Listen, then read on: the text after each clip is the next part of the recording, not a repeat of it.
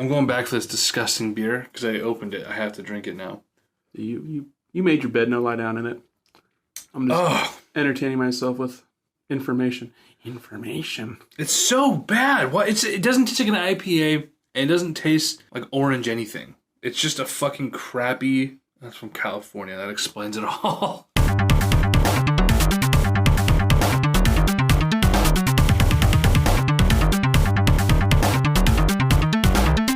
It's called hentai, and it's art. What's up, everybody? This is the Cult of Crusade podcast. Definitely don't do that. It probably sounds like shit. You're making me feel like shit. They're stupid Power Rangers. So this is the Cult of Crusade podcast. We're back at it, baby. Your boy, EJ Olsen, with my boy, Nicholas Durheim. We're here. We're doing things. He won't look at me in the eyes because I'm just mortifying the shit out of him right now. I'm triggered, dude. Oh, well, we're back. We're doing it. It's February 1st? 2nd. It's definitely the 2nd. Groundhog Day, dude. We haven't recorded together in almost 2 months. Yeah, I mean, now we know Punxsutawney Phil saw his shadow. We got 6 more weeks of winter. That's science, folks. Is that today? Yeah. Groundhog Day. Damn. It's every February. That means we're going to get some snow this year, maybe, finally? Maybe. That'd be great. I would love that. I love a good snow. So when it snows, do you get... I know I've asked this a million times, but do you get paid leave? Like, they're like, go home and we'll pay you to not be here, or does that come out of your PTO?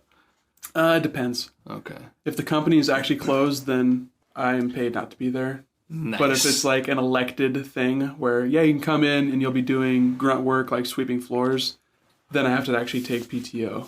But it's still paid time off. Yeah. It's just, I can't take unpaid time off. It has to be like a special occasion. Well, it's nice that you just get some like a few vacation days a year that weren't planned because of inclement weather. Yeah. That's nice. We've had fucking terrible ice in Oregon the last couple of years. We had a few days last year. Last year was terrible. This year, I mean, like a couple days. November. Oh, really? Last year in like legitness, last winter. Legitness? In legitness.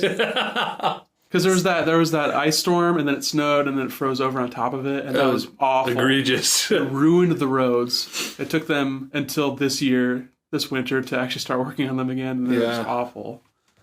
But yeah, this year hasn't been like too bad. There was a light snowing. That was nice. I was in town for that. We went and saw a movie. We almost got stuck at the movie theater. That's what it was. Yeah, it was fucking Star Wars. Star Wars. That was good. So anyway, that's why we haven't recorded, is because we got snowed in for 2 months. Not to mention my internet's been really treating me poorly in my room. Yeah, we gotta. While I'm back this week, we're going to potentially crawl up in that not crawl space that you call an attic. It's literally an attic, a crawl space you go under the house for. It's a thing. It's an established term that you're twisting in your own weird dialect. I promise you, if I have to crawl up there, I can't help it that you're like 6'3". You're weirdly tall. Oh, yeah. That's me. Well, anyway, so a lot has happened in the last couple of months, I feel like. Not really. I mean, winter months aren't super dense with news or releases. We've had a surprisingly active December, January for game releases, though. There have been a lot of noteworthy titles. I mean, end of January, beginning of December. Like, we had 2 releases this past week. And then the only thing that came in December, we'll talk about later when we're talking about the games we've been playing. Nintendo been doing a lot of stuff. I mean, a little bit. They had 1 big release. You want to talk about a couple of things they've been talking about, kicking around, or not talking about? First we have to settle the score, and we got to verify our scores from last year. Our Game Awards. Months upon months ago. Predictions. I mentioned this on the last podcast. I was talking to my buddy Milo. I gotta somehow try and find my spreadsheet here again. It was just that was a document. I remember you shared that document with me. I remember there being a clear winner. I think you beat me by like 1. Literally 1, and that's because you took a fucking flyer on like Chinese game or student game or something. And that you were like, which one sounds coolest? I'm sure you did the same on like some other bullshit random thing. I got none of my flyers right. 0 of them. Well, when you're lucky, you're lucky. I guess so. None of my educated guesses were... Did Horizon win anything? Because that shit was ridiculous. Horizon got nothing. And I was not suspecting Zelda to just completely sweep like it did. I expected there to be some people who were like, you know what, we're giving it all like to Zelda for action adventure and best of, but not like best directed or whatever. They also won. Like there was a lot of that they won. That I was like, I don't know about that. Zelda won 3, Cuphead won 3, and Hellblade won 3. If I'm correct. Oh, I can't get through this list like that. It's a total mess. But yeah, there are several repeat winners, which I just figured the way I thought about it was people aren't going to want to vote for the same thing. They're like the people voting played a lot of these games, so they're going to want to dole out the love. Like I love Mario and I love Zelda, so am I going to give Game of the Year? And that was one I got right. Family game for Mario. Define family game. What a nebulous. I'll define it right now. It's Mario. Okay, all right. Trending gamer. Did Dr. Disrespect? You were even like trending wife cheater. Oh, dude. Okay. Can we talk about that for a second? He's back streaming again now too with his wife. Oh my god. She's like playing into the character, like because the character Dr. Disrespect is basically how you imagine a wrestler is, where he's just really big, kind of a shitty dude. And now his wife is in on the character too and is like giving him shit like on streams. I don't know if it's like in context of him being like a dude who cheats on his wife, but what a weird thing. Why poison that well by coming out and saying, hey, I cheated on my wife. I don't know, I'm going to cry on stream for a little bit and totally remove any chance that you come back and everyone thinking, oh, that's fine. You could have just been like, hey, I got to take personal time to like deal with some shit. Yeah. And no one would have said a thing. But you had to literally break down exactly what he did and make everyone feel weird about him for the rest of his life. It was really uncomfortable. I don't even watch Dr. Disrespect. And I watched that stream and I was not physically uncomfortable. Not a week after the Game Awards, too, where everyone's like sucking his dick. Quite literally. Oh. He just get his dick like, here's the thing. My immediate thought was, is this planned? Is this just I'm like, no, why would he become riding high off of the exposure from Game Awards and then be like, I need to do something shocking to keep people engaged? But the fact that his wife is now in on the character... That's only what I've heard, too. I haven't, like, watched any of his stuff. That was just, like, okay. I heard that she was in on a stream, and it was, like, kind of weird because, obviously, he had just confessed this thing a month ago. Yeah, right? It's really bizarre. He ended up being, like...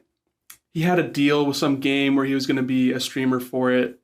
Not, like, streaming it to get exposure, but to be, like, part of the game, like, doing, like, a tournament, basically. Right. And he parted ways with that, and he ruined like deals over this announcement. So it's just really bizarre. Like this is clearly his living, and he has like a wife and like a child. Yeah. And it's like I think probably a young child. He cheated on his wife.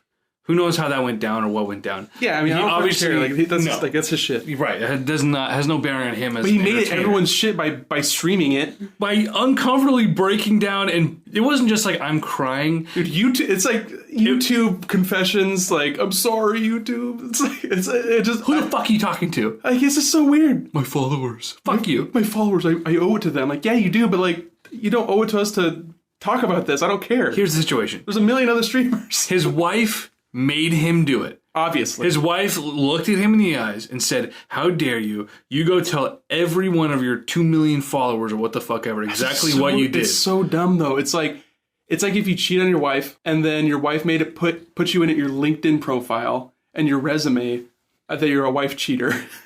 Like, what bearing does that have on your professional career, A? And B, quit being a bitch. Quit being a wife cheater. My dude, yeah, like, you're not only being a big puss about this, but you're a piece of shit. But, like, if you're going to be a piece of shit, like, just hide it. All in, just dude. Don't talk. All in on it. Oh, my God. How fucking crazy would it be if he came back like a month later and is like, yeah, I ditched that bitch. I'm back, baby.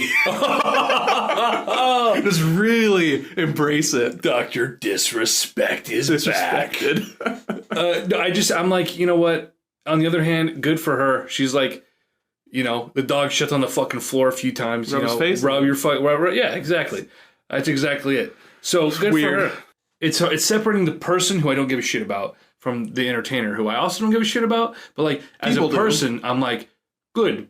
You like fuck somebody else. You should probably be shamed for fucking somebody else when you're married to someone with a child. It's weird when you make it into like a public shaming and then you can't burn that back. You got to do what you got to do. It's like those people that get accused of being like a rapist, but you can't take that back. Right. Like it becomes more of a that's treacherous ground right there. The difference between someone being accurately or falsely accused of something versus someone owning up to something themselves. Yeah. It's a little bit different, but clearly his arm was twisted. Yeah. And now it's just going to affect his persona for time immemorial. The internet does not fucking forget. If he fucks up anything else, everyone's going to be like, oh yeah, we would have expected that from the fucking serial wife cheater who diddles kids, and it gets extrapolated. Progressively crazier. Yeah, because he's a Nazi. You know, like who knows what's going to happen? Right. It's just what a fucking weird thing. But here's the thing: the internet doesn't forget, but the internet quits caring pretty quickly. In 6 months, it's both. Nobody will talk thing. about this. Right. Nobody's going to give a shit.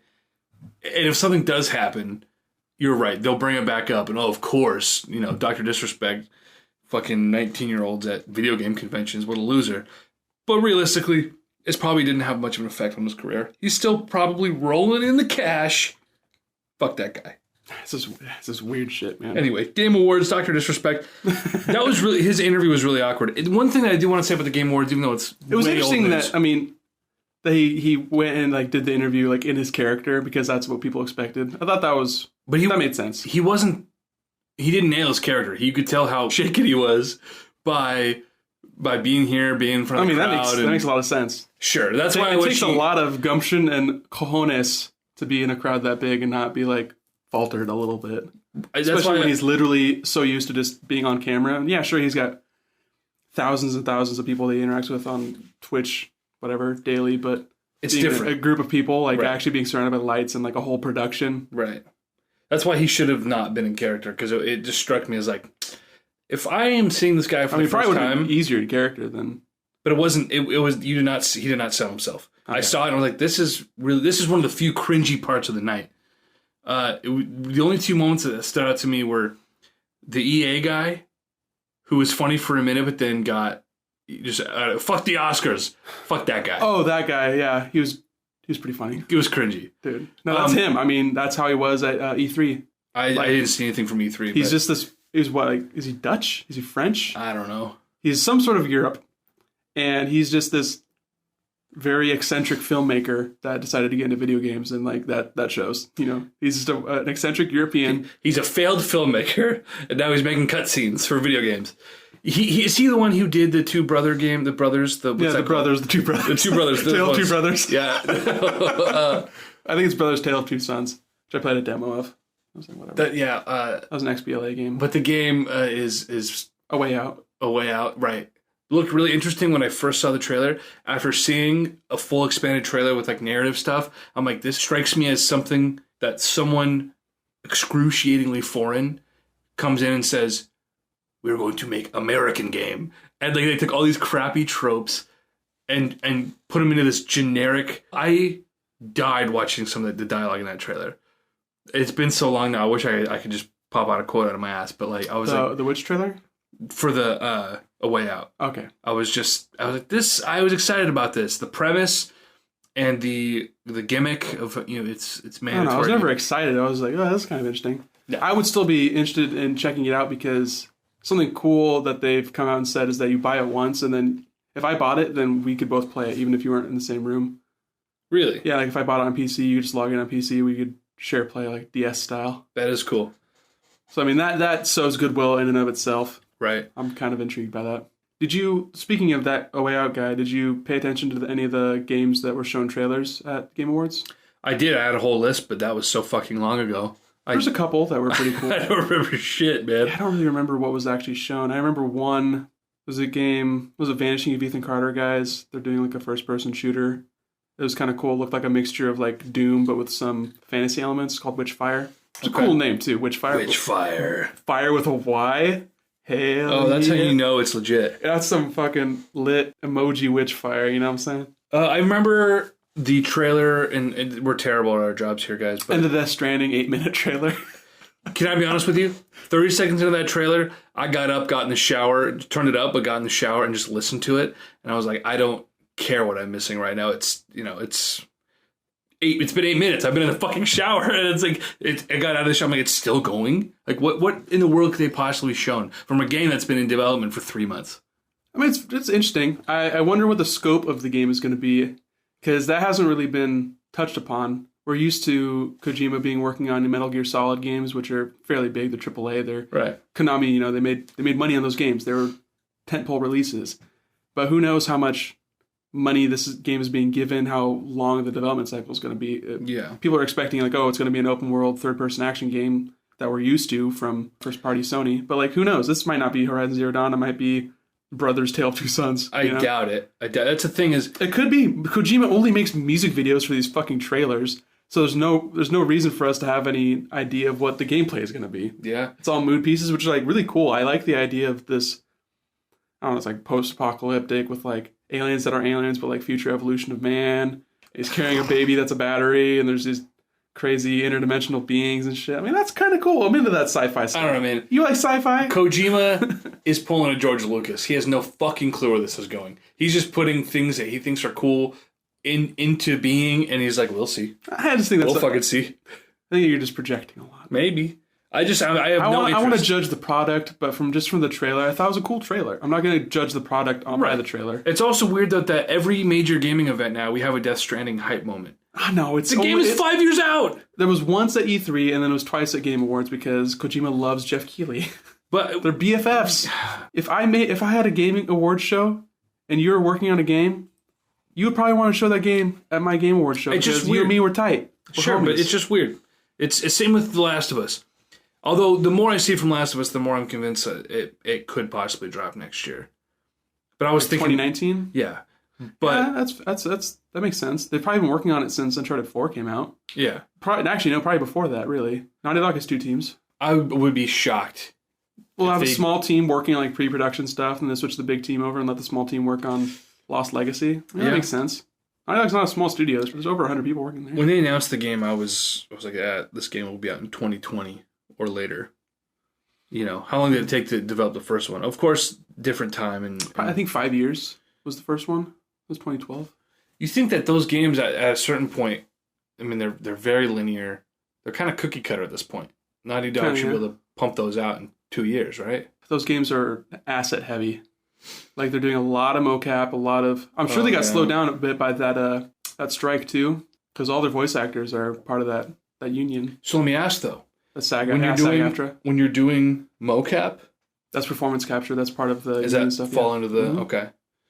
I wonder if that was a part of a different union because they're actually acting on camera. Well, no, those are Screen Actor Guild actors, like Nolan North and Troy Baker and all those people. Like those, they're using the same people.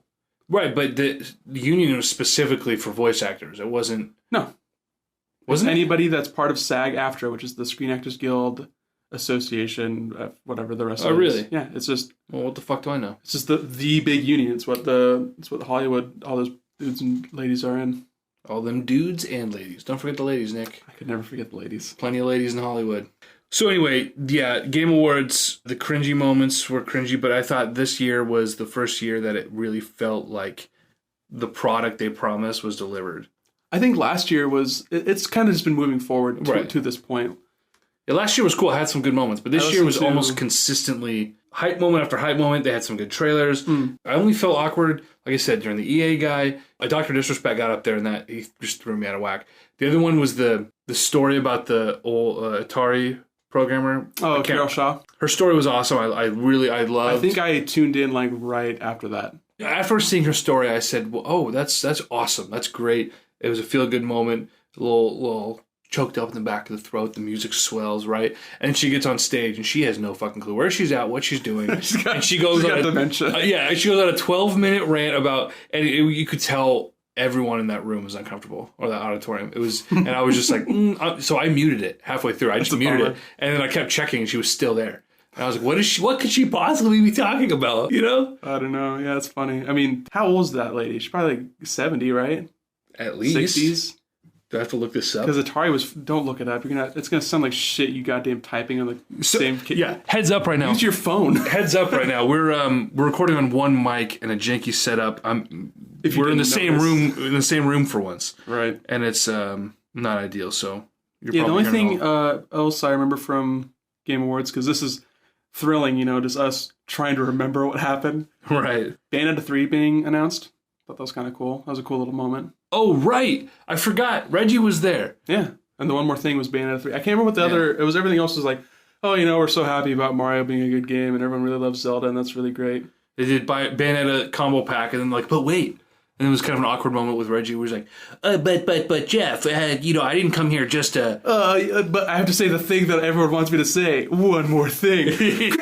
Bam! Doing finger guns, fucking doing backflips in the audience, like... Lighting people on fire. Fireball. What about Mother 3? Fuck you, Reggie! Honestly, at this point, I've gotten to a point where I don't even get what people want Mother 3. Go fucking emulate the goddamn thing. It's a meme. It's just a meme. It's just, but people, you were right. You brought me around to your side. I didn't give I cared, but I couldn't give a fucking fuck. A fucking fuck. Like, if it comes out, I'll buy it. I'll play a little bit of it again. I'll be like, this is a good game. What else are we expecting? I mean, if we get like a remake, then I'll be fucking pumped. But if I get like just another, like, oh, they finally translated it, like, okay, cool. Dude, Mother 2, Mother 3, remake combo pack.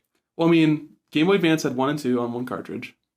They could do 1, 2, and 3. They did 1 on Wii U. They finally put out Earthbound Beginnings, Mother 1, the NES game. Which is an awful game.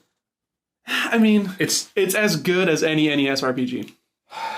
Fair enough. I'm not gonna argue. I'm not gonna get into it. We're already fucking half hour into this thing. I'm not gonna argue with you. I'm not. You can't argue it because it's not wrong. Oh man, you might be right.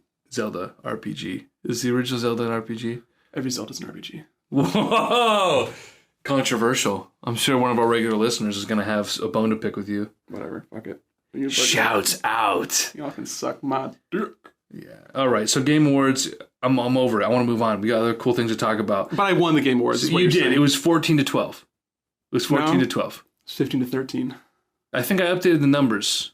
No, you definitely didn't.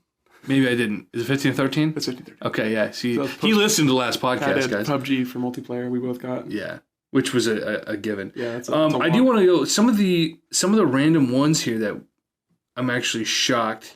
Like mobile and like those ones. Best mobile game was Monument Valley. Yeah. Which I was like, you took a stab in the dark on that one, but I was like... No, I figured. I heard people talk about that game. Really? Yeah. Like mainstream outlets? Yeah. Oh. Best action adventure, like it went to Zelda, which I was just like, they're not going to vote Zelda for Game of the Year and fucking, every other category it was voted for. Yeah, it's ridiculous. Except for like the obvious ones like sound design. Kind of a bummer that music didn't go to something like Nier Persona. You actually have 16-13 because you got Best Family Game Odyssey, which I had marked down wrong. Oh my god! Damn, dude. Oh, I am also, the king. I don't know if I gave myself points for Best Sports Racing Game. You put Project Cars and I put Who Cares, which means I just didn't. We both got 0 on that one. Yeah, come on. What did it end up being? Fucking 2K. I didn't even put it down because who cares? Pretty sure it's 2K. I was right about Last of Us 2 as most anticipated, though. That's so dumb. That's not going to fucking... People are silly, man. They're hyped. It's all about the hype train, man. It's dumb. It's silly as fuck. I'm looking at our audio right now. We're peaking like a motherfucker. I don't care. We get exponentially louder as we actually start to get to the podcast. Anyway, let's fucking move on from this shit. What the fuck have you been playing? I've been playing a lot of games. Since Christmas... You got fucking ham, dude. Okay, yeah. I've played like 200 hours this month, at least. Like the month of January. Have you slept much?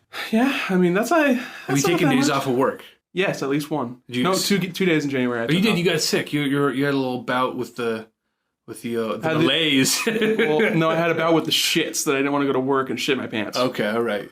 Which is a bizarre thing, but I powered believe through. It or not. I went home. I stayed home. Yeah. I bought Xenoblade Chronicles 2. Yeah. A couple weeks after it came out. So I don't think I started it till Christmas.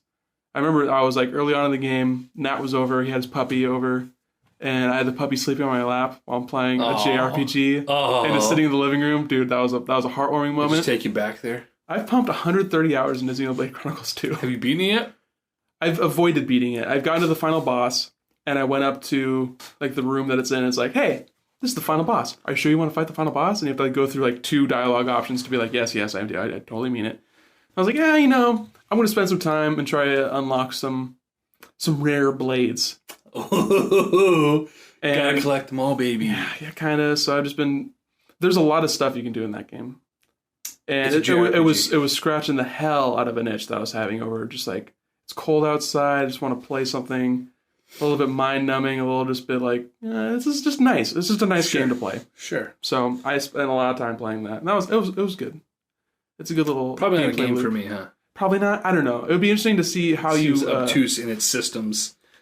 Well, it's fairly obtuse, but I think it doesn't do a great job explaining how stuff works. But at the same time, I don't know how I would do it better. There's just a lot of cooldowns, and you got combos, but you got combos that combo with other combos, and it's like it's kind of hard to explain. But when you're playing it, it like makes a lot more sense. That's what YouTube's for.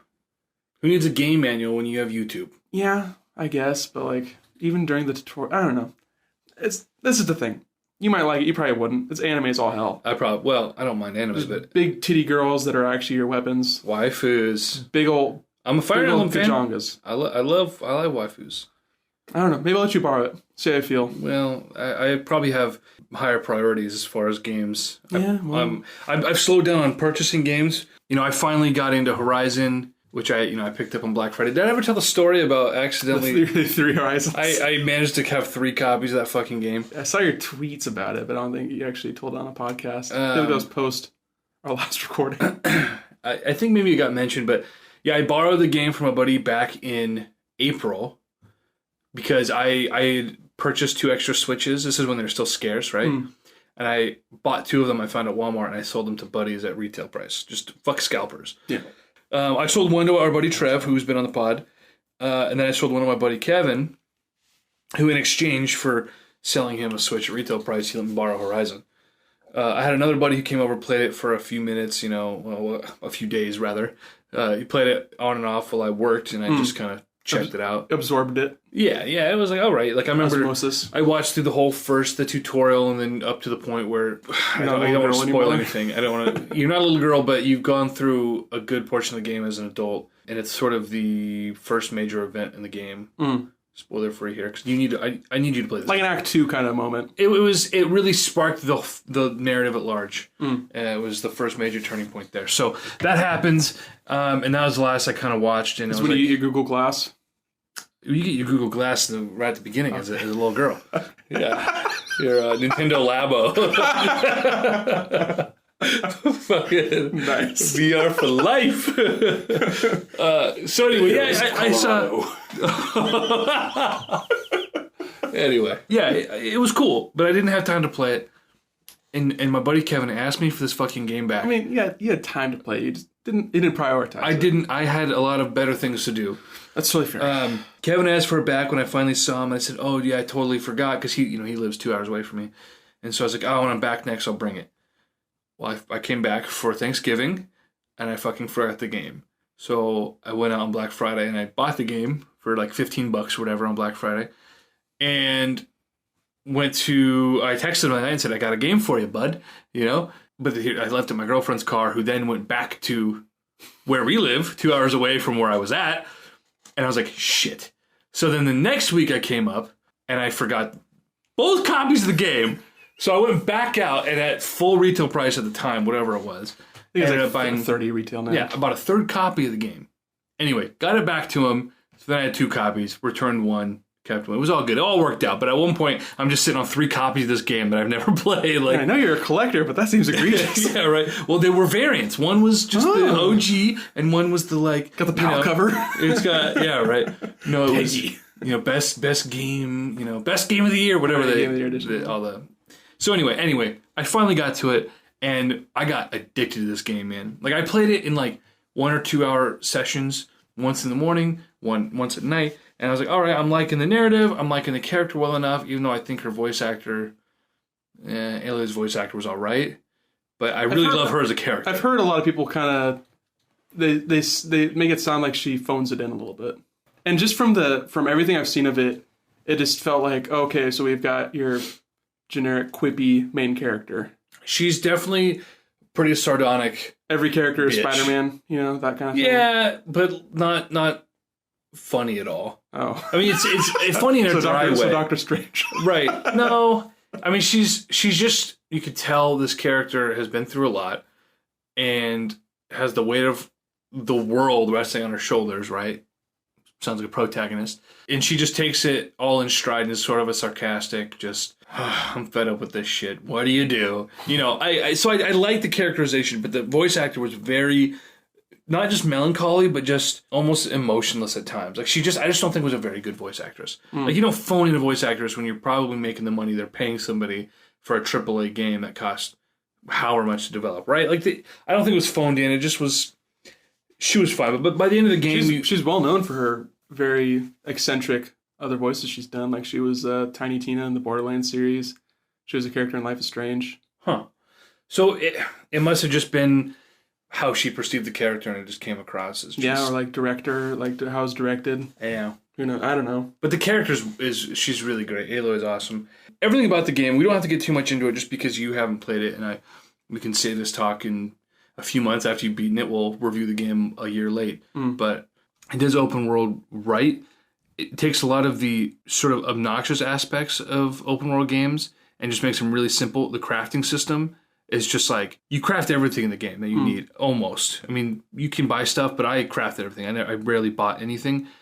It's really simple. There's no ridiculous tree of items you have to sort manually and put them into a fucking thing. Like crafting or making food in Zelda, it's novel for the first few times. It's fucking ridiculous, obnoxious, redundant, and not very user-friendly. Going through the menu every time and going around, and there should just be here's a recipe, press the button and you make the food. Right, yeah. Right? And that's how Horizon does it, where they boil it down as simple as possible. So you still feel like, okay, I have to gather resources and I have to be mindful of how I'm allocating those to make what I need. But it's not difficult and it's not hard to keep track of. And so that was nice. But for me, the thing that kept me going in the game when I got sort of burnt out on the samey landscapes and the same enemies was the story. Especially being an open world game, I wanted to hit all the side quests. Not all the errands and stuff, but the side quests where you meet all the characters. Because I kind of cheated and found out that there was a trophy for like getting all the allies in the game. And from a story standpoint, that geeks me out. Like, we go to the big final battle and you have all the characters you met along the way are there to help you. Get one cool anime cutscene where they're all like standing in a row and just making cool poses and shit. I actually wish it was that cool. It was a lot more underwhelming than that. Lame! Yeah, but it was a cool moment. So I want that Avengers moment, you know? We're being interrupted on the podcast here because apparently my cell phone reroutes my fucking phone calls to my computer. Oh, wow. I love technology. Oh, but not as much as you see. Anyway. That's cool that you finally got a chance to play it and you really liked it, though. Yeah. And I will definitely be borrowing it from you so you can buy 2 more copies, or borrowing it from someone else. You know, one of those things. I have a feeling that if you really... I got a lot of games on my plate, though. I know you do. And it's never going to get less. I know you do. Well, that's the problem with playing video games as an adult. Like, quote-unquote problems. Like, yeah, man, right. my hobby just takes up too much of my time. I know, The thing it's meant to do is doing the thing it does. If only we could all be so lucky, right? Right. No, I think it's a game that there are a lot of things you'll like about it. Each, like, major creature in the game that you have to fight, and you kind of have to figure out what are its weaknesses, how do I tackle this thing? Because I played the game on easy mode, and it was still... It wasn't hard. Like, I wasn't dying all the time, and I wasn't frustrated, usually. Sometimes I would get frustrated, but it was... Even on easy, you have to be mindful of all your resources. You have to know what enemy you're going up against, what their weaknesses are. Not just, do I use fire arrows, or do I use shock traps? Or I wonder what the differences are in the different modes. If it's like easy mode, everything just has less HP, and you don't die as easily, or if there's different AI... attributed to the enemies. It's just damage. HP stuff, yeah. That's the easy, just make a slider. Yeah. Yeah, I mean, that sounds like everything, the aesthetic seems really cool. I do like the idea behind the combat, like tackling these big-ass robots and having multiple ways to go about it. I mean, I always like the idea of having multiple ways to go about a thing, but it seems like you just find the way that works the best, and then you just exploit that. And I've heard plenty of people talk about this game, and they all kind of come to the same conclusion about what the min-max easiest way to play the game is, so I feel like that's already kind of ruined for me. Okay. Where everyone's like, oh, you just hide in a bush and throw a rock, and then you stab him to death, and then you hide in a bush and throw another rock and stab him to death. Like, that's just I didn't actually do any of that. That's just like the easiest way to go about it. I'm a gunner, dude.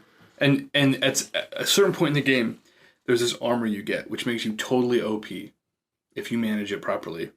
So the second half of this game, I mean, I'm always a gunner, for better or for worse. Sometimes that'll ruin games for me.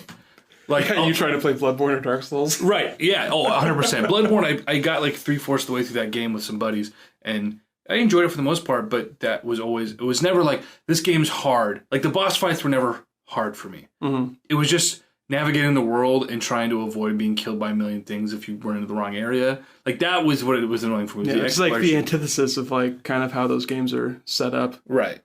But the boss... Not that it's like the fights, wrong way to play, but like just the way I've experienced them. Sure. They're pretty solitary, and it's like fun to play a solitary game with other people and just like totally break it. Like that's fun. Yeah, I liked it with partners. It was on my own, not knowing where to go. It's like, I don't want to explore. I want to get to the combat.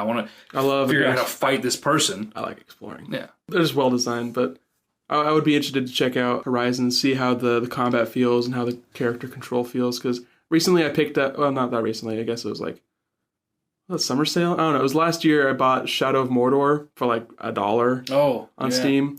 I like that game a lot. I played that. I tried playing it for like an hour, and the combat just felt like shit. Everything was on one button, and it was contextual. So it was like I was fighting a dude, then I was climbing a wall, and every time you like turned, there was like a rote animation for turning. So moving around felt like shit. I could not handle it. For someone who's coming from like the Souls combat, and it was like everything was like polished to be like a marble, and there's just nothing interesting about it. And the main character was just the least interesting thing I've ever looked at. He just looked like a fucking generic.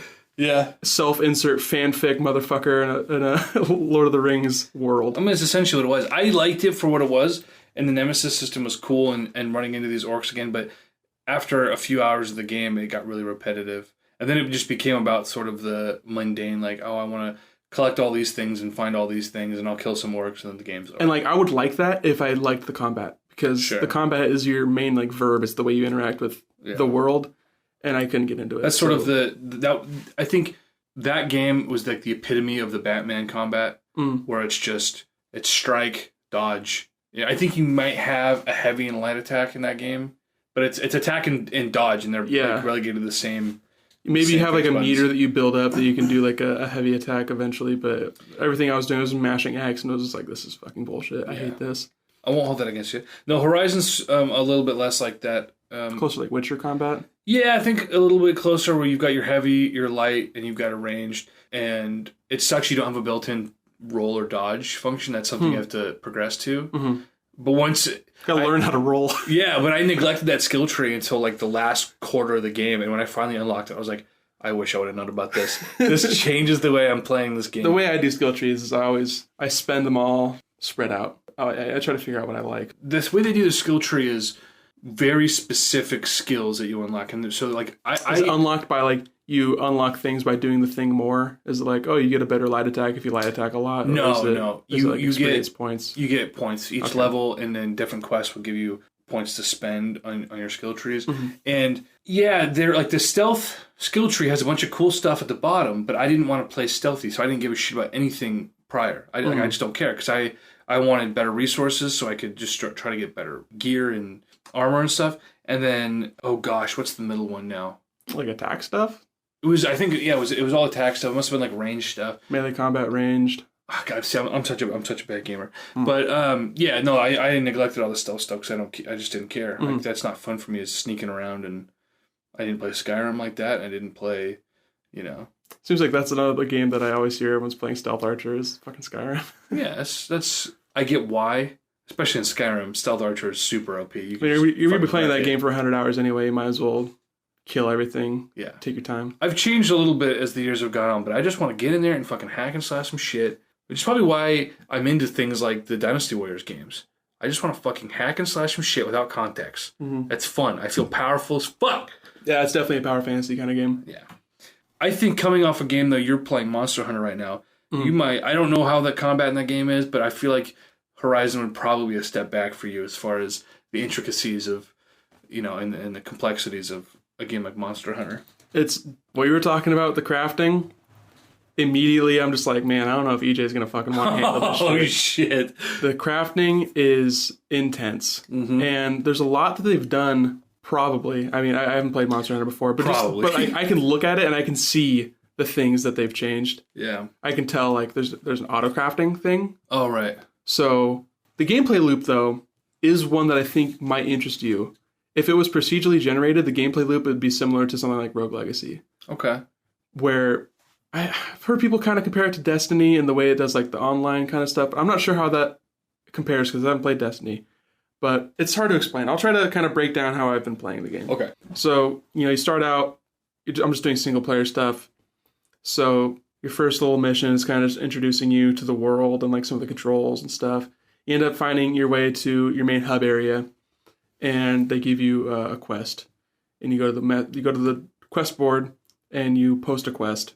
And then right from the get-go, you can have people like join you. But the way the single player quests work, they're kind of weird where they won't let others join you until you've seen a cutscene. And like most of the single player quests have a cutscene right before you fight the big monster they're going to be fighting. So it gates the way you join up players. So it's less MMO. You're not wandering around this world together. No. Ugh. It's closer to like Phantasy Star Online. Never where played. you just do instances where you have like an objective, you have like rules for it. Like, oh, okay, so this... Then the naming convention is kind of frustrating too, because you get these investigations. And you can post an investigation and say you have to go kill a great Jogress. You have to do it in 30 minutes. What's a Jogress? It's a big lizard. A lizard? Everything's like a fucking T-Rex? It's all, well, no, it's like on its stomach. So it's more like just like a big lizard. Like a fucking eel? Eels aren't lizards. Does it have you said on its stomach. I thought of snake, No. and I thought eel. No, it's just Eels are disgusting. crawling around. Kind of looks like a Dodongo from The Legend of Zelda. Dodongo. Dodongo. The big Dodongo. Great Dodongo. I say Dodongo, and I think of the Game Chasers. Say you have to Anyway. you post an investigation. You have to kill a great Jogress in 30 minutes, and you have a maximum amount of 2 players. So you post it, and then one other person can join you if they choose, and then they'll request to join, and then you'll accept it, and then you will go with this other person and go fuck up this great Jogress in 30 minutes or less. What that does is there's these like rope levels. They're pretty big. They're like not open world, but like kind of close. Right. And you unlock different campgrounds within that open world area. So when you start out, and you can like fast travel to each of those whenever you want. But when you start out, you're just in this area. You'll walk out. You'll have gathering points where you're like, oh, I'm going to gather some herbs that I can craft to make things. Or I'll gather these smoke nuts. Okay. Because you've got this weird little slingshot in your arm, so you always have access to like a ranged kind of weapon. But it's not really a weapon. It's more like a distraction technique or a special ability kind of technique. This doesn't sound complicated at all. No. And then you'll find tracks eventually. And is that when Navi comes out and you follow? Yeah. Well, I mean, you always have those because you'll have these what are they called? They're glow flies, and they'll kind of point you towards where gathering points are, where enemy tracks are, where enemies are. And there's like small monsters and big monsters, and most of the quests are for go kill a big monster, go capture a big monster, because you can capture them also. Right. And capturing them is harder to do clearly, because you have to trap them and then tranquilize them, and that's like a whole ordeal. And they have to be able to lower enough health. There's no health marker. The gameplay loop is get a contract, kill a big thing, use the big thing to make better gear to kill bigger things. Yeah. Okay. But it's cool though because it doesn't really lock anything behind like a gate. You have to do story quests to get the next story quest, but like once you do that, you kind of just like, I want to go kill a fucking Rathalos. This quest. Top tier. It's a higher tier, yeah. It's a big so you could big go, angry dragon man. You could be just totally fucking green with no armor and go fight anything you want in the game. Yeah, it's just gonna be really hard. Yeah. But like as you kill more things, you get more upgrade stuff, and then you can craft your armor to make it better. I was watching someone break down some of the changes. This is from like a seasoned Monster Hunter player. He's played all of the games that have come stateside. And he's like, this is the most accessible game, Monster Hunter game for new players. They've done a lot of things between displaying damage points on screen so you know like what damage you're doing, what's more effective. But I mean, it displays your damage points, but that doesn't give you a lot of context because you don't know how much HP the thing has. No, but it doesn't display a gauge. There's no like bar selling. But knowing you're doing 6 damage to the underbelly versus 80 damage to the fucking head of a creature. It's always the noggin. You're going to be knocking that noggin right. regardless, or you're trying to chop a tail off. Everything you fucking chop its tail off. Right. But things like the glow flies that help lead you to where you need to go, and things like the crafting, they try to make this easier for new players to get into, knowing that the barrier of entry for this franchise is extremely high. Yeah. I mean, especially playing it the way that Monster Hunter fans play it. Yeah. That's a pretty steep kind of incline. Hardcore.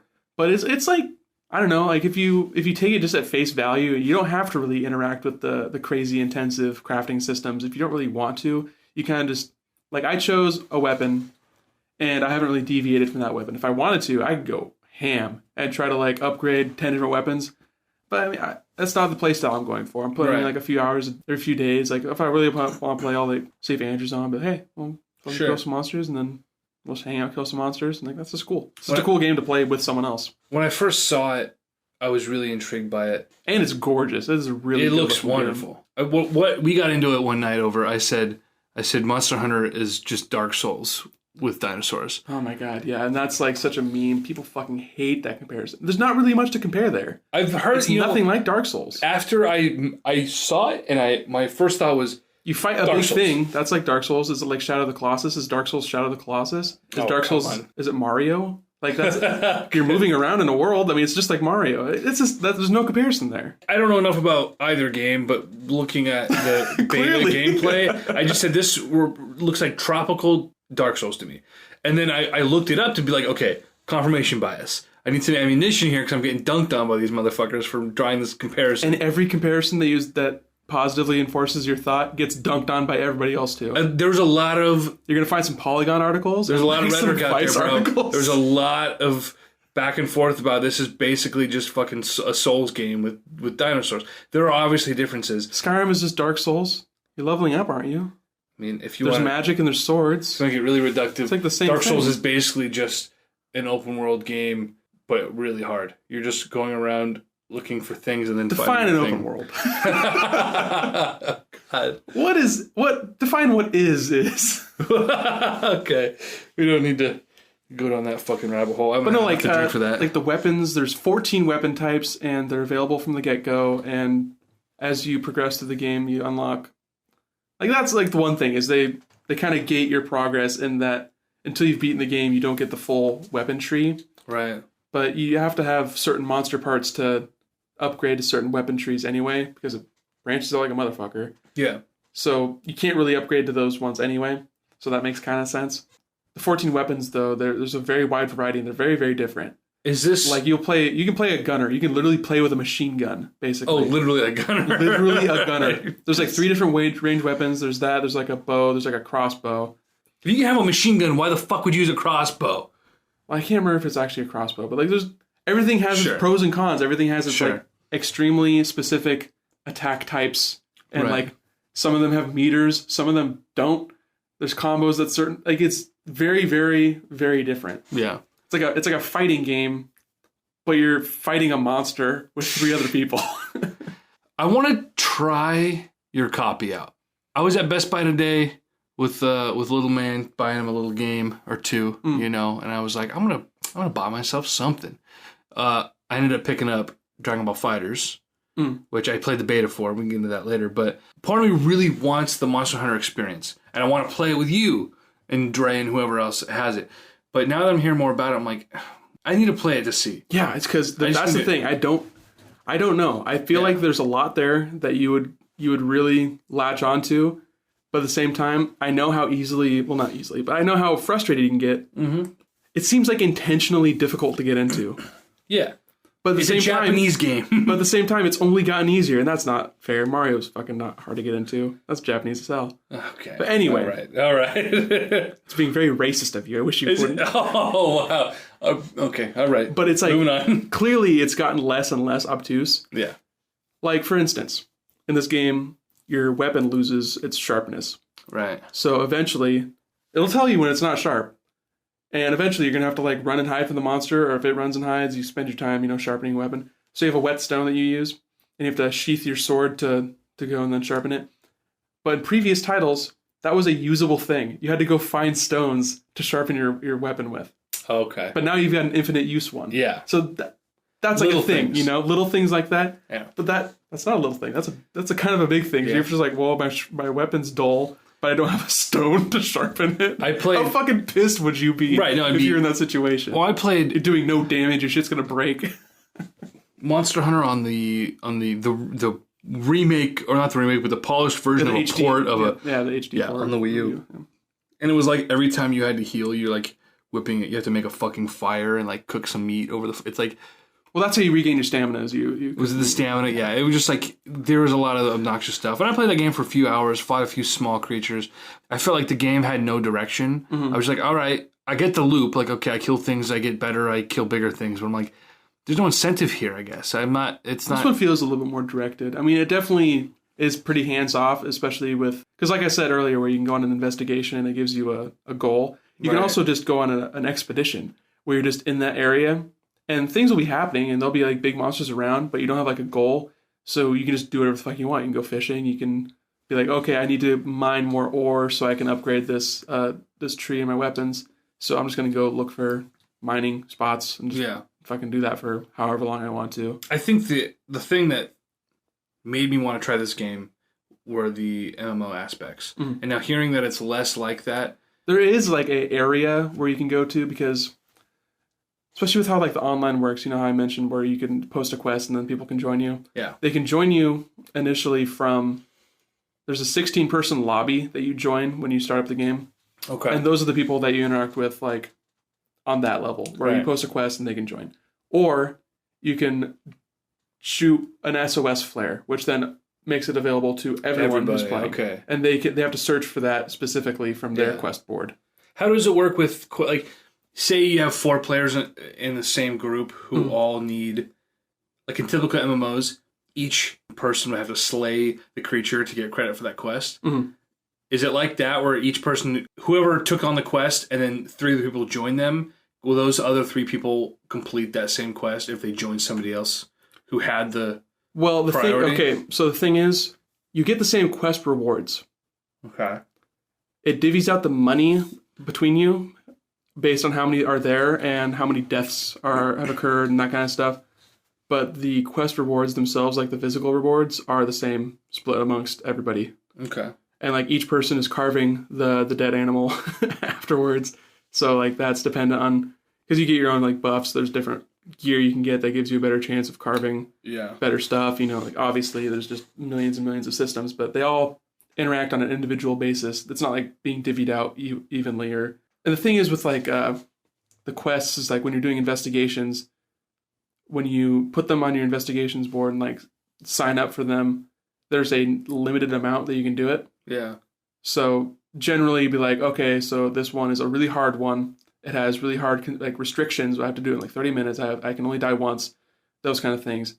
And they'll give you the best rewards, but you can do them the least amount of times. You can't just keep grinding it indefinitely. And you unlock investigations. I don't know what the ruling is, like how that works, but like you'll just be killing shit out in the wild and be like, oh, new investigation unlocked. Then you can go check the job board and be like, oh, I want to do that one. So there's just a lot to do. Yeah. You're never going to be wanting to do something. Yeah. As long as you feel like that loop is satisfying and like killing the monster and getting your strategies down and having that noticeable growth in your weapon tree or like, oh, my armor's really fucking pimping. Then that's a really satisfying loop. And it doesn't take too long. Like, if you fuck up and die, or if you just can't do enough DPS to take a monster out, then you'll be spending 50 minutes and butting your head against the wall. It's not going to feel very good. Yeah. But generally, my experience has been, especially in the single player, is I'll knock shit out in like 20 or 30 minutes. I'll definitely have to give it a try while I'm back this week and see. And if it's something that the online's implemented in a way that we can actually get some enjoyment out of it together, console Crusade style, I'm down. Dude, I've been playing a lot of Mario Kart, speaking of multiplayer kart experiences. I've had a real renaissance with that game, and it's come back around and bit me in a big bad way. Seems like that's a yearly thing for you, is having a Mario Kart renaissance. Apparently. You're going really hard on it when it first came out last year, too. Well, that was all single player. I was racing every night. I know, but that's still like sure. You being really into it. No, I've been doing a lot of battle mode. Every night now, my little brother, who's, 23, a couple of his knucklehead friends, all got Switches for Christmas and stuff. So every night, about midnight, I get a call. Yo, you trying to? Oh, yeah. Oh, yeah. And so we hop on. We do a couple of races to warm up just to feel good, which is mostly just a lot of swearing. We got a dog barking now. No one's at the door, right? It's the fucking neighbor. It's probably the fucking... Get the bat! Yeah, right. It's only 10:30. It's a fucking Domino's delivery guy. Oh, now I want Domino's. No. We got mad leftovers. Thai food. Not even leftovers. We ordered 2 extra entrees at the Thai restaurant so that we would have dinner tonight. Perfect. Yeah. No, so we warm up with a little battle mode. Fucking, who fucking threw that blue shell? Fuck you, you know. Typical Mario Kart. Blue shells in battle mode? That'd be OP. No. And we just race to begin with. Just to warm up. And then we jump into balloon battle. A couple balloon battles. And the way the battles work in Mario Kart 8 on the Switch now, the battle mode was crap in the Wii U. I won't even talk about that. We'll talk about that. That was not a battle mode. No, that was garbage. We'll talk about that on the... we're going to do finally, now that the fucking Switch has officially outsold the Wii U. The Wii U is fucking cold. Its body is cold. Yep, we're going to do an official Wii eulogy this week with our buddy Trevor. So anyway, the battle mode, in some ways, this is better, I think, than it used to be. It used to be just stock. 3 or 5 balloons. I can't remember how many. 5 balloons, right? It depends. And older ones was 3. I think they changed it to 5. If you're playing with 4 people and you lose all your balloons, you're stuck watching the rest of the people finish. Which was different in different games. Like in 64, you could be a bomb and then you could blow someone up. Right. From the grave. They've iterated that system. But in this game, you start with 5 balloons and you get points for each person you hit. Instead of being just a stock battle like Smash Bros, you get points for each person that you rob of a balloon. And if you drop to 0 balloons, half your points get taken away and you resurrect with 3 balloons. So if you have a 5-minute match, you're always playing.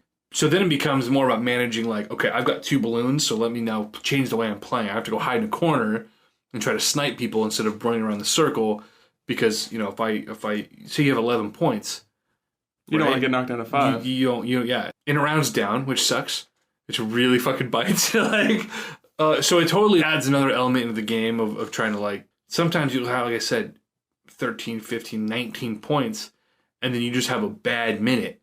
A bad 60 seconds, and next thing you know, you're down to fucking 4 points or whatever. So it's interesting in that way. Part of me just wants to be like, I want it to be stock battle, and just sort of... I wonder if there's like an option for that, if you can I don't too much. think there is. Have you tried any of the other battle types? I know they added the 2 other ones. The Bob-on Blast is badass. That's my game. 3 other ones, okay. So the Bob-on Blast Everyone just gets bombs? You just get bombs. It's cool. If you throw them forward, they explode immediately upon impact. If you throw them behind you, random timer. So it's like, you really don't know what's going on. You're a lot of ducking and dodging. Is it random timer, or is there like a mechanic that you just don't know? Fair enough. I don't know. I think perfect. Random timer.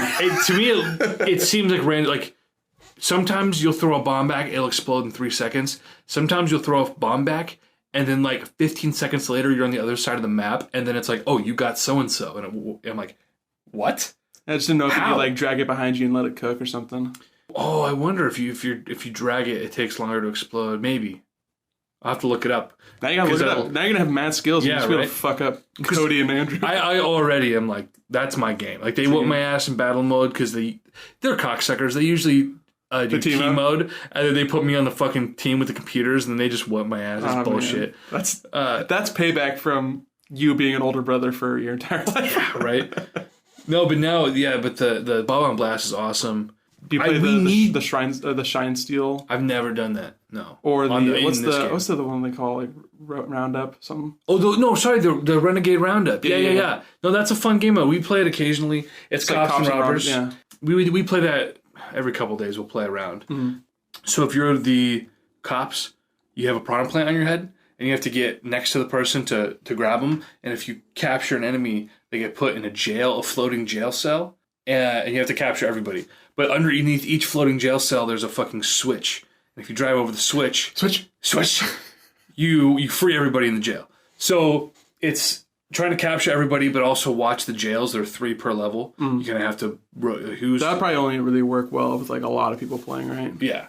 How many people can be put in a lobby? Like 8?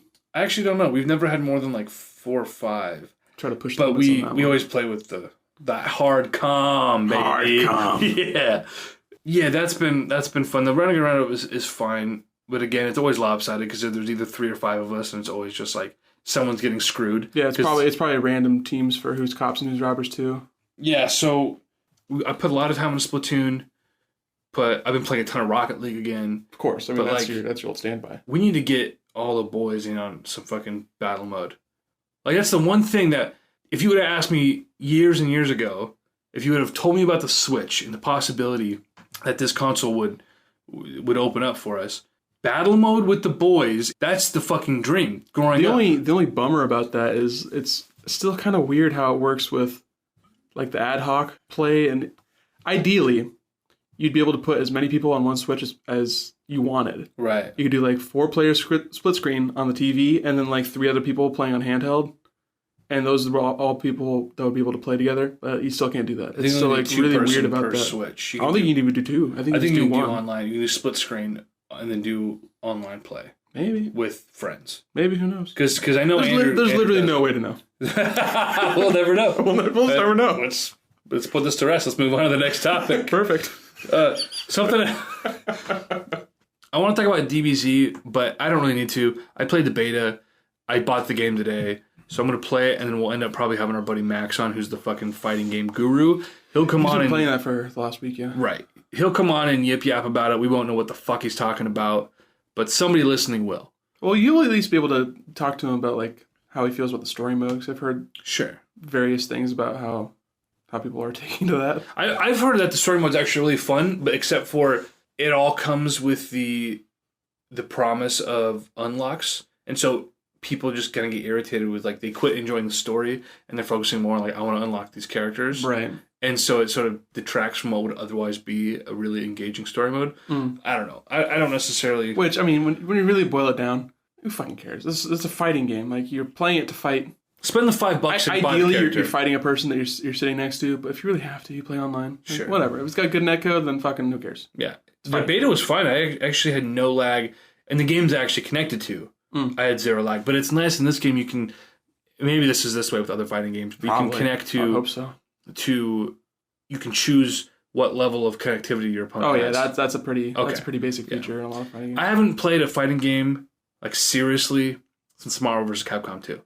I rented that game every weekend as a kid, and even now I still crush. That's the only game I can beat Max, hands down, no questions asked. And I know he doesn't play that game, but he's Max is how do I put this delicately? He's fighting game literate. Yeah, he's a big Street Fighter guy, which is just a Street Fighter. It translates well because a lot of games are pretty much based off of Street Fighter with how they're balanced and the inputs you're doing. I think this is why I was so keen on Dragon Ball FighterZ is it basically just looks like Marvel vs. Capcom with the 3v3, the assists, the tag system, and the different combos you do. It's very MVC. There are a few things I don't like the auto combos. If you basically hit your light or heavy attack 3 times in a row, you do this crazy auto combo. Yeah, but they balance that where it's not doing as much damage. It's not ideal. Right, but it's obnoxious when you accidentally trigger an auto combo and then you're just like, fuck, I'm stuck with this. Or if your opponent just auto combos the whole time and it's like... I mean, ideally you would learn to... Like, that would be a learning mechanism for you to surpass that. Like, if you're accidentally auto comboing, then you're like, okay, I got to pay more attention. I got to be better about not flubbing inputs, fat fingering. But I think there's a balance there, and we'll see once I play more of it. But it's like, this is a game that newbies can play, and they can button mash, have fun, feel like... I mean, it's got to be for a game based on IP. Like, that's just the truth. And it's the best looking Dragon Ball game I've ever seen in my life. It's gorgeous. Oh, it's awesome. It's getting good reviews, too. People are liking it. So it's awesome that we had quite the drought in quality Dragon Ball games, which is crazy that we're still getting Dragon Ball games for an anime that quit airing in America how many years ago? I mean, the original dub, the run was over 15 years ago. Yeah, Dao's Tsunami. And in the Japanese, obviously it's been fucking 3 decades. We're still getting games based on this IP. That's awesome. But we had a huge drought with just... Well, I don't know about the movies or the manga, the consistency of those releases. Anyway, we don't need to... All right, okay. But I mean, you're going to trigger me. Dragon Ball, especially in the West, is like a top 5 anime. Yeah. Like, people know about it. Yeah, and people still want those games, especially because it's just fucking power tripping. Get powerful. So what does this mean now? We got Bandai Namco. They own all the rights to every anime game. Like, they work with that company. I can't remember what the company's called, but does this mean that we're going to get a... Toei, or is it... Might be Toei. Funimation, or... Well, I think Funimation does, like, the dubs. They do a lot of the translating and stuff. So I think it's Toei. Toei, yeah. So, does this mean we're going to get a Naruto fighting game that's actually worth playing? Or are they just going to be Arena Fighters? There's that One Piece game that's coming out that I actually, like, not for, like, the gameplay, but, like, just the visual styling of it looks really good. Looks like the show. I've never been into One Piece, but, like, that's another top 5. What's the Wii game that was, like, the anime Smash Bro kind of... Well, there was Tatsunaki versus Capcom. Right. Tatsunaku? I can't remember. It's Japanese. I don't know the words. It was more of a... It wasn't... But that had characters from a bunch of different anime shows.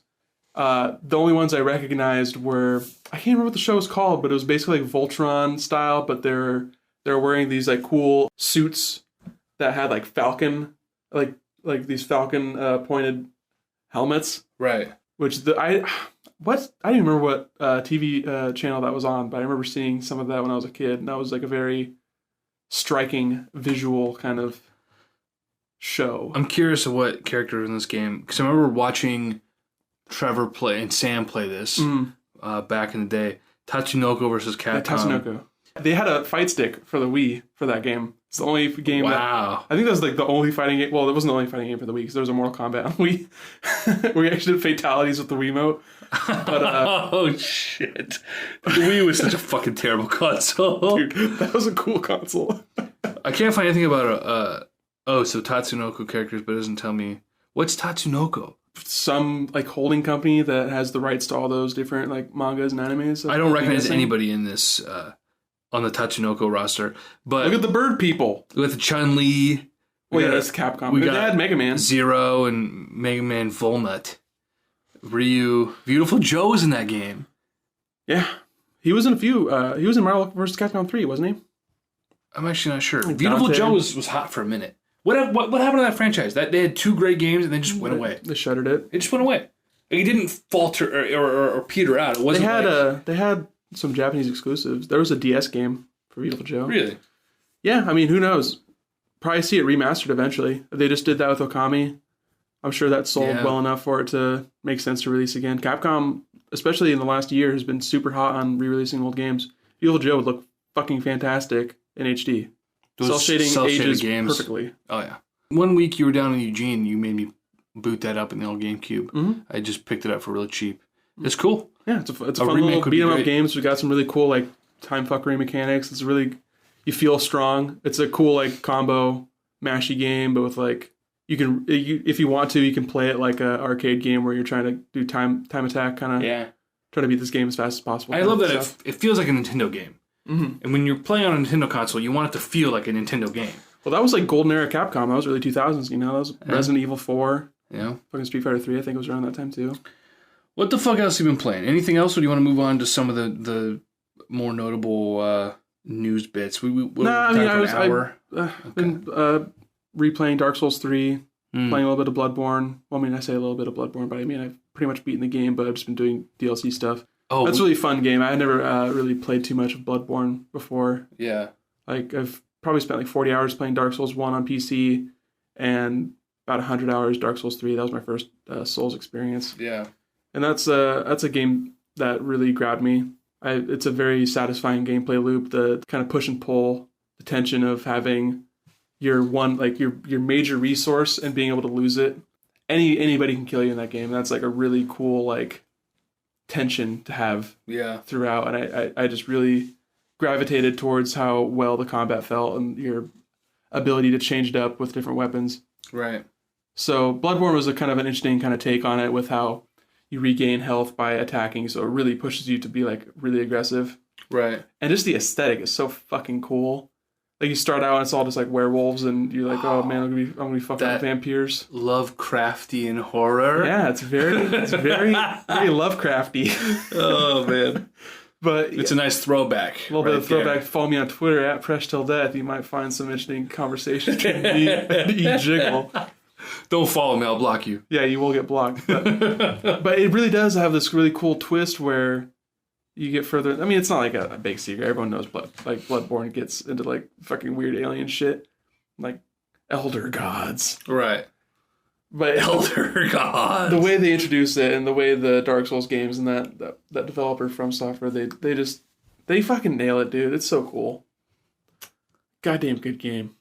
Good game. Good game. There's one more thing I want to talk about on here, but South Park. Oh. Which I just started. The fractured butthole. Yeah, the broken ass, right? Yeah, the broken ass. Ruptured anus. I think I want to save that for after you play, because you played the first one. Mm-hmm. I played the first one. We both enjoyed it. Yeah. It was a fun little. It was Paper Mario for adults. It was Paper Mario mixed with a season of South Park. Right, which is fucking great. That's cool. I like South Park. I'm not like in love with it. That's exactly. And when that's it's on, I would change the channel. I'll be like, oh, it's South Park. it's good. But like, It's consistent. you don't throw South Park on Hulu and binge a season of it. It's South Park. I enjoy the games more than I enjoy the show anymore. And every time when I played through the Stick of Truth, I was like, dude, fuck yeah, South Park, bro. And I went to go watch a season of it, and I was like, yeah, it's a show. It was South Park, but it was South Park that was like aping on Skyrim, which is a thing you like, and just aping on games in general. So it had a really nice kind of context around it. Yeah, and I love it. And they're doing the superheroes in Fractured But Whole now, which is it's going to be timely for the next 10 years. Yeah, so that's been fun. Combat system is changed a bit. Mm-hmm. I don't like it as much. It's probably for the. I don't like it as much. I'll have to play it. Yeah, that's why I think we should wait. It's not bad. I don't know how you feel about Stick of Truth, but the combat got very boring. Well, I think you played a pretty OP character, a pretty OP class, because I was playing as a Jew, and I was making everyone bleed. It was very easy. Once you figure out the combat, you're like, oh, just put a status effect on them, and they just fucking die. Yeah, no, it was definitely not a hard game, but I never really got bored with it. Fights were the perfect length where you never were like, fuck, I'm gonna fight. I have to fucking deal with this. Yeah, they were quick. They were simple. Yeah, it didn't drag. Yeah. My only really complaint, I like the battle system because it's that Paper Mario not active time, but you're putting in inputs while you're doing the attacks, so you stay engaged and you feel like you have agency over the combat as opposed to just pressing a button and watching a little animation, which I like. But then when you're wandering on the world and you're picking up all these little doodads that don't actually do anything, they're literally just trash that you sell to make money to buy potions and stuff. It's all references that I don't get because I don't watch South Park. Right. So that was I felt like I was missing out on something, but it was cool that they had it. Half of them are just dumb potty humor that actually aren't references. Because that's what I thought too for the longest time is how many of these am I not getting? Because and then I was playing it and I was in the room and Jordan and Max were watching me play, or they were doing their own thing, and they'd be like, "Oh fuck yeah, that was a reference to the episode with the fake GameCube one," or like, "Oh, Pokemon, I get that." I'm like, I didn't watch the episode. I know I understand the reference. Yeah. At the most surface level. Right. But beyond that, I was like, oh. Right. It's less of a cool callback to an episode you watched 10 years ago, and more just like, oh, I get what this is a parody or a commentary on. Yeah, there are a few IPs that, especially a show or a movie that I would be attached to enough that would be a cool thing. But South Park, it makes sense. That show's been on for 20 years. Which is crazy. Yeah. How they've stayed relevant.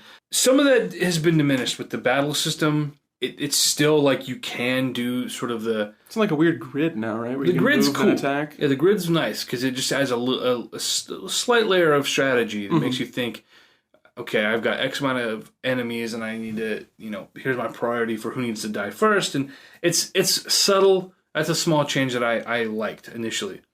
But the active battle system or whatever you call it with the keeping engaged and putting in those inputs to do more damage or take less damage. Like a minor QTE. Right. Now it's literally just whether you're attacking or whether you're being attacked, there's one moment where you can hit the X button and it tells you when there's a circle constricting on it's a quick time event.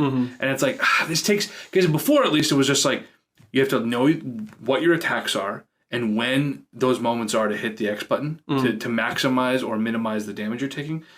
That's still a layer of strategy where you have to be familiar with the intricacies of the combat and each attack for each character. And it was another layer of strategy that kept you engaged. Yeah, it's always a bummer when there's a button on screen. Yeah, it's sort of, and I still am not familiar enough with each attack, so I'm kind of I'm double and triple checking. Okay, this does this, and the X inputs are different for each one. Sometimes you're just hitting it and pumping it up, hitting X a bunch of time within a certain time frame, and sometimes you're trying to hit the quick time events within a certain time frame, and it's just and I still don't know which attacks are which, and it's just the combat's not as good as the last game. Yeah, I guess Paper Mario did that too, where you had different inputs that you had to do for different attacks. Or some of them you're hold A, don't hold A, hold A, right, stop. Keep going. Right. Or hold left on the stick and then let go, that kind of stuff. But it always felt like it made sense for what the characters were doing. Right. So is it different in this where it doesn't? It feels incongruous.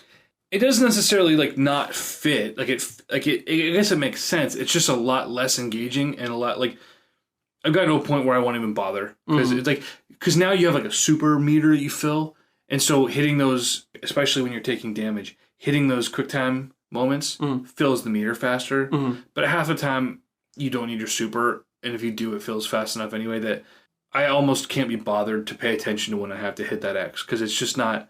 It's not engaging enough. I don't care. So I'd rather... I take my phone out during battles now, which I never used to do. So that's a little bit irritating, but it's still South Park, and I'm still, like, I'm not irritated by it, or, like, I'm having a good time with it. I'm going to go back and beat it. So you'll play it, I'm sure. I'll let you borrow it when I'm done with it, and we'll talk about it. Sounds good. But so a couple things we wanted to mention that we've missed, and I'm sure there's way more than this, but a couple things that were noteworthy. Nintendo Labo. Oh, yeah. Fucking, Nintendo's answer to VR. Yeah, right? I fucking tweeted that shit. The thing with the guy with the robot. The robot. The thing on his back with the VR goggles, and I'm just like, now Sony can market. They have superior build quality, you know? Like, it's even Nintendo's better cardboard. Made it out of fucking corrugated cardboard. It's $599. Yeah. US dollars. So Labo, Xbox Game Pass we want to talk about, and then there's a whole plethora of minor Nintendo things that we can touch on. But okay, so Nintendo Labo, this was during the mini direct that they did, or is this week after? This is the week after. Yeah, because everyone was like, dude, the whole fucking Twitterverse and the subreddit was just ablaze with speculation about whether or not this Nintendo Direct mini, regular Direct, what was going to be going on there. And then there was Nintendo tweeted out Chibi Robo on fire. Yeah, that was just they were just trolling everyone. Then they ended up putting out the mini Direct, and that was just announcing a bunch of ports and like DK was announced, HD remakes. What all happened there? Let's briefly cover that. What all happened there?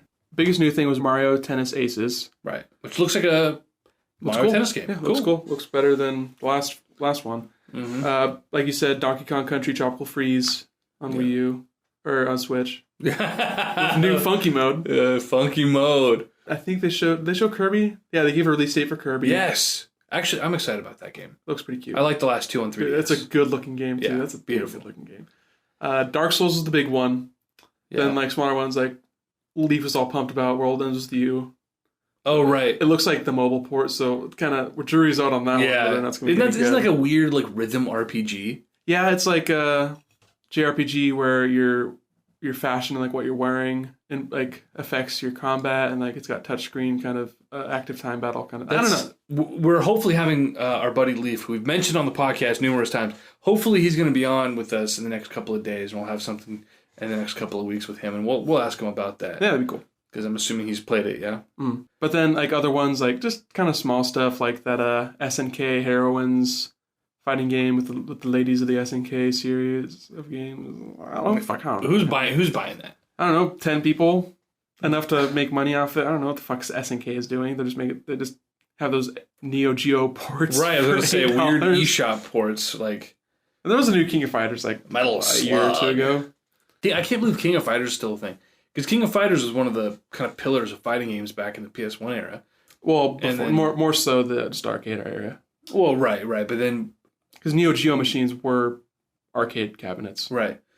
Yeah, I associated that with PS1. Because obviously I didn't have a fucking Neo Geo. PS1 got a lot of arcade ports. Yeah. Saturn did too. Just knowing how to Saturn. It wasn't until Dreamcast that I think we were finally getting arcade perfect ports.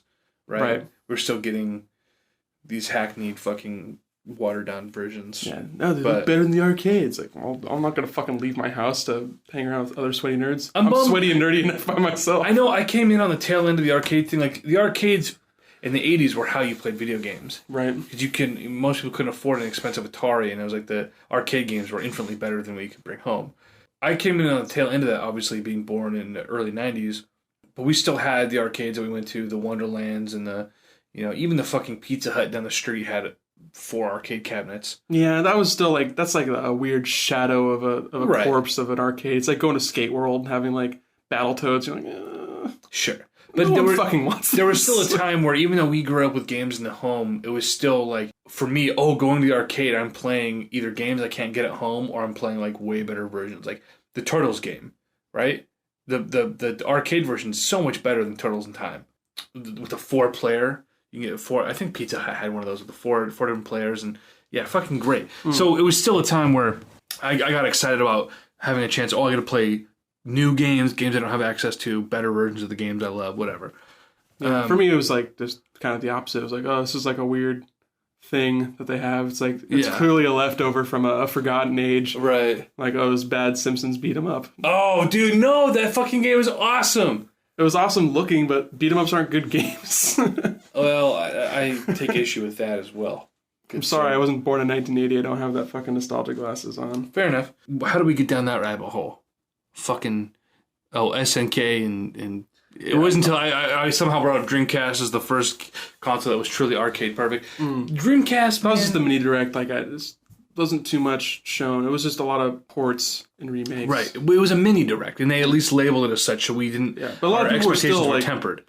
People still get, especially with Nintendo, expectations are never tempered. Well, because that shit goes hot, and they get mad. within 20 days, 1 or 2 days of every mini direct, Well, that's already full passed. direct. It has. This is the first time that they have not followed up a mini direct with a full Unless direct. you count the 3 tweets that they announced randomly. Yeah. Okay. Let's jump into that before the Labo. They just announced some random shit yesterday. Well, I mean, or 2 days ago. I think it's all in the context. Like, that stuff came out because it already came out in the investor meeting. Right. Which is so like, who leaks shit from the investor meeting? Well, it's not leaked. They're a publicly traded company. So someone's transcribing everything in the boardroom? You can look at the Japanese Really? transcriptions, and those will be translated in the next few days, and you can literally go through. Like, there was the one report that caught my eye was someone during their investor call, before they asked their question, because they have like a round of questions. Right. Before they asked their question, they said, Nintendo, please enable cloud saves. And then they went on to their question. And that was like noted by one of the guys like good reporting on that. Kudos to whoever that fellow was. This is clearly information that's like they're planning out their year. This is their Q3, so their Q4. There's a lot of companies that have their Q4 that's January through March, but a lot of Japanese companies do that. So this is their Q3 reporting between October and December. Yeah. And they're just like, this is what we got going on the next year. Doing a Mario movie, or doing this Mario Kart game for our phone stuff, our phone initiative, and we have this. We have now settled on September for our online, and it's not. There's nothing to announce. It's just Nintendo of America just put out a shitty JPEG on their Twitter feed. It's like, hey, internet's coming in September, I guess. Whatever. What the fuck? Literally a shitty fucking JPEG full of fucking artifacts. Do you see that one I linked you to? The Nintendo of Europe one is actually a good JPEG. Yeah. Everything's better in Europe, apparently.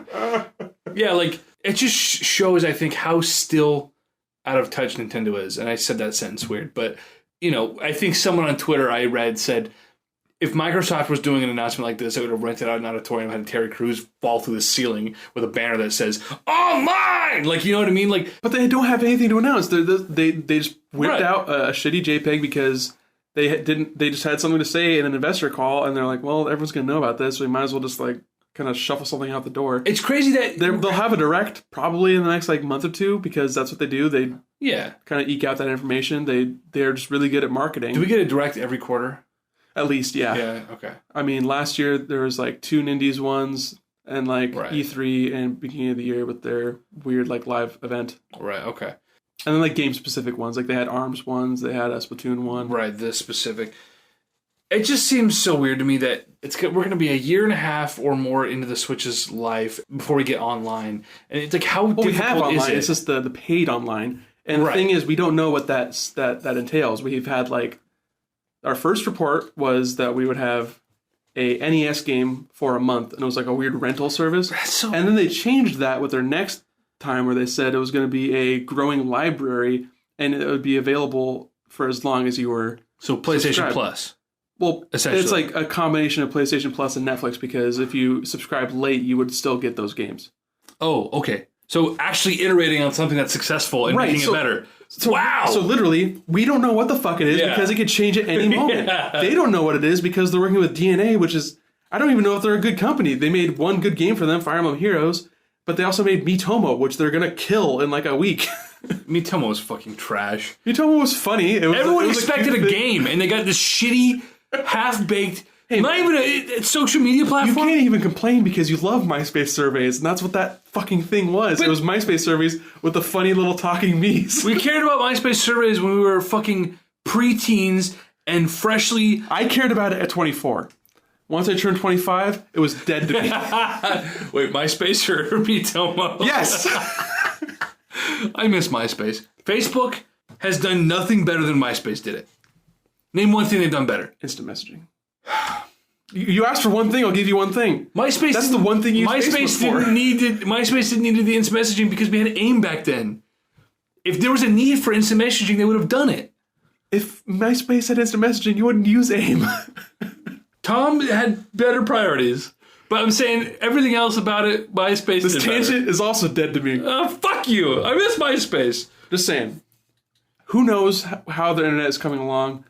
Who knows what they're working on internally to make it a satisfying product that you're going to be paying for? Who knows if it's even going to still be $20 a year? I mean, that's still cheap.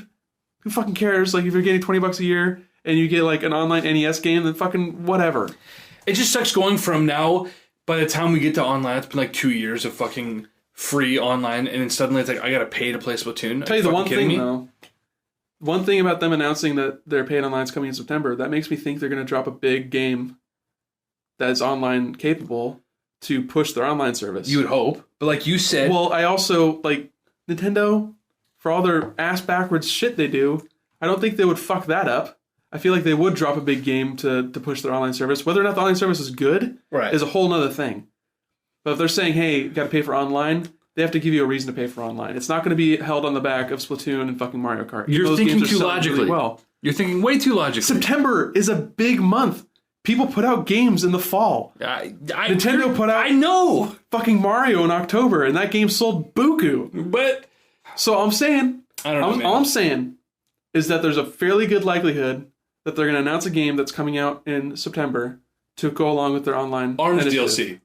No, they're done with ARMS. They've already said they're done with ARMS, you motherfucker. Yeah, fuck that game. So you're thinking Smash Bros, possibly. I'm thinking Smash Bros, I'm thinking Animal Crossing, and I'm thinking Pokemon. Pokemon is not like... Pokemon's always out. It's been in development for 9 months. Every Pokemon game is in development for 9 months. I'm just saying, we're getting another fucking shitty Pokemon game that's coming out this year, or we're getting a good Pokemon game that's coming out next year. Those are the options. Right. I'm hoping for the latter. I really honestly hope they aren't doing a new Smash Bros. I think if you release Smash 4 port with everything included, including the Smash one that was on the 3DS version, that's an easy port. Cherry on top would be a story mode. Give me Subspace Emissary. That would be the big new way to sell the game. That's a big thing. It is a big thing. But they've had years now with developing for the Switch. 2 years. They're working on characters for the Wii U up into 2016. But they put out 4 new characters. Did that really take an entire team who developed an entire game? I'm just saying, 4 DLC characters? They had a small team working on that. I don't know if they were working on the next Smash Bros. During that time. Wasn't there a rumor before the Switch was even announced that there was a company working on a port for Smash 4? Well, that was before Smash 4 even came out. They were working on 3 versions of Smash. No. It was much more recent than that. Don't fucking type on a goddamn keyboard. Shit, son of a gun, where's my phone? I'm just saying, that doesn't mean anything. It's like people saying, oh, Right. they trademarked Eternal Darkness again. That means we're going to get Eternal Darkness. Oh, they trademarked F-Zero again. We're getting another F-Zero. Fuck off. That doesn't mean shit. Ben and Namco are going to be working on NX games with Smash Bros. Yeah, it was obviously all rumors, but it was out there. People in the industry were talking to journalists in the industry. It was floating around. Something's happening with it. Yeah, it's another bullshit Emily Rogers, fucking Laura Kate Dale. Who fucking knows? But Pikmin's coming out as a launch game for Switch too, you know? Fucking Well, that was Mario's going to be a launch, Zelda's getting pushed, you know? They don't know anything they're talking about. It's just like, oh, I heard a thing. I hear a lot of things too. That's the thing, is it's I all... heard what they said. It's all just conjecture, but if somebody heard from a reliable source that Smash Bros. Switch is being worked on somewhere by somebody, however that looks, it's probably true that it's someone's doing something with it. Whether that's a port, or whether they were doing a port just for technology's sake, like how are we going to implement this for Smash 5, whatever. I hope it's a port. Smash 4, what are they going to bring to Smash 5? Give us a port with all the same characters, a little bit new content. The thing is, call it good. With Smash Bros, I would super imagine that licensing is a huge pain in the ass for those characters. Yeah, but when you have that much money involved... Okay, yeah, I know there's money, but you make it happen. You make it happen, but Nintendo doesn't make anything happen. You're right. They stumble backwards with things happening around them. I mean, it takes a lot. There's a reason why the NES didn't get they didn't re-up on that for like a year. It takes a while to fucking ink those deals. Yeah. So think about all the third-party characters that are in Smash Bros. Because you're not going to put out a Smash 4 deluxe version without having all the fucking DLC attached. right? Yeah. You're not getting Cloud without fucking talking to Square Enix for a while and getting that money to them. They're working together again. They're on good terms. Okay, yeah, they're in good terms, but like, that's still Mario that's a lot of RPG shit. sequel. Confirmed. There's a lot to that. So what I imagine, ideally, me too, I would love to have Smash 4 that's just the 3DS and the Wii U version, just smush them together. Just smush them. Yep. Give them a good big smush. Get those stages, get the fucking Smash Run. I like Smash Run a lot more than Smash Tour. Smash Tour sucked dick. Smash Run was pretty cool. Smash Run was awesome. It was only the 3DS, and the 3DS version was just like... It was okay. It was great. It was really fun for that month before I got the real one. When we knew that a real Smash Brothers game was coming, it was awesome. It was everything I dreamed of. I've been wanting fucking Smash Bros on a handheld for years. My dude, I don't know if I told this story. There was a boy named Alex who rode the same bus as me. He got on 2 stops ahead of me in 7th grade. He was a year younger than me. Relevant information for our listeners. You're painting a very vivid picture. Theater of the mind. It's like I'm there. I got my GameCube right when we moved, so I must have been at the turn of 6th grade. My parents had to bribe me with a GameCube for taking the small bedroom at the new house. Got a GameCube. 2 years later, Nintendo DS. That's probably not when it was released. Actually, maybe. It was when I became aware of it, at the very least. And this kid, Alex, would play it every day on the bus. And he let me play it. And I remember Picto chatting. I remember playing the Metroid... Prime Hunters. Prime Hunters, was that what it was? The demo. Playing that demo, rolling around. The demo was sick. Playing Mario Kart, which is still one of my favorite Mario Karts ever. And I literally said to him, what do you want for this? And he said, do you have any Nintendo games? I said, I have a GameCube. I traded my GameCube with Smash Bros. With, did I have Zelda at the time? I don't recall. I definitely had Smash Bros. Anyway, I traded it saying, I don't need a GameCube. All the games I want are going to come to DS. They'll put Smash Bros. On the DS. I've got Mario Kart. How dumb was that? How dumb was that? It was so stupid. My brother was so pissed at me. Pretty foolish. He was DSs were pretty cheap. Yeah. But I had no context for that. I didn't have... Well, I mean, the GameCube was cheap, too. Right. But I just was like, this is cool because I can play it on the bus. I can play Mario Kart on the bus. That's awesome. So anyway, I came to later regret the decision. And later, a little bit later, my brother got a DS Lite. And I had the OG DS. And, Felt better. I like the OG DS over the DS Lite. Did you really? Yeah, the D-pad's way better. The D-pad is better. I love the clicky D-pad. The DS Lite had a mushy D-pad. DS Lite had the fucking Wiimote D-pad. Yeah, I'm not a fan. No, it was even mushier than the D-pad. I'm just saying, like, the way it was, like, it's shaped like it curved upward. Right. It hurt. It was a bad feeling D-pad. It was fine. It was passable for, like, my preteen fingers. Now it's an uncomfortable system. Right, like I could use something bigger than a 3DS, comfortably, like speaking. But 3DS XL even. But that's what I mean. That's what I meant. Yeah, the 3DS XL is still like, give me something bigger. The Switch is almost right. It's not thick enough. But exactly the ergonomics. If it was as thick as the DS, it'd be the perfect fucking console, right? So anyway, I fucking traded that shit for a DS, and it was just how foolish. And guess what game you never got on the fucking DS? You never got Smash Bros. I never got Smash Bros. So when that came out, I was a giddy little fuck. I was like, dude. Honestly, Pokemon got me back into playing video games, pretty much. XY? In high school? Oh, XY, wow. Yeah, they got me a 3DS. Got me back into it. Into games in general? Well, I mean, it was Halo 4. That got me to buy a 360. It's 2012? Yeah. Okay. Yeah. And then I bought X and Y was that year too. Pretty sure. No. It was 12 or 13. 13. It was 13. You're right, it was 13. Yeah. But that got me 13. That got me to get a 3DS. And then a year after that, Smash Bros. Came out, and I was riding that hype train all throughout that Mega Man reveal. Yes. Fucking Mega Man. He looked so good. He played just right. It was a good month. Remember when the beta came out? I remember being at your old place when the beta came out and just sitting in that little green chair in your dungeon of a basement. Just fucking... We had Pikachu, Mario, Link. And there was a new character. I'm pretty sure there was a new character you could play. Pac-Man? That sounds right. Maybe? That sounds right. But I mean, I was amazed at how beautiful that game was. Dude, it was a good-looking game. It was great. It was cool sound. Gorgeous. Yeah. So, oh my... It's happening! This time, Brennan Dryer's calling me. We're taking callers. Should I call him on the podcast? No, that's bad radio. Oh man, I'm quitting this podcast. I think it'd be just you and him. Oh my goodness gracious! Please tell me you're not actually. No, I'm just texting him. Okay. God. But anyway, what I wanted to kind of segue into is if it was a Smash 5. Honestly, Smash 4 was based on the engine that Brawl was on. Right. So half of the work, I think, getting that game on the Wii U and the 3DS was getting a Wii game onto those systems. Just getting the engine to work. Getting the engine to properly. work. And the Wii U was still on the same architecture. That was a PowerPC based system. Right. So it was getting the 3DS version to work. And now we know there's been many games that have been ported from 3DS to Switch. So I think those are closer architectures. Those are ARM based. Right. So I think it wouldn't be too much work to get the guts going. And then from there, it would be a matter of getting characters and getting enough difference and like balancing basically. Right. It would probably be the same core character because there's pretty similar core characters from Brawl to Wii U. It was just a matter of nice chunk of characters. Yeah, sure, and like stages.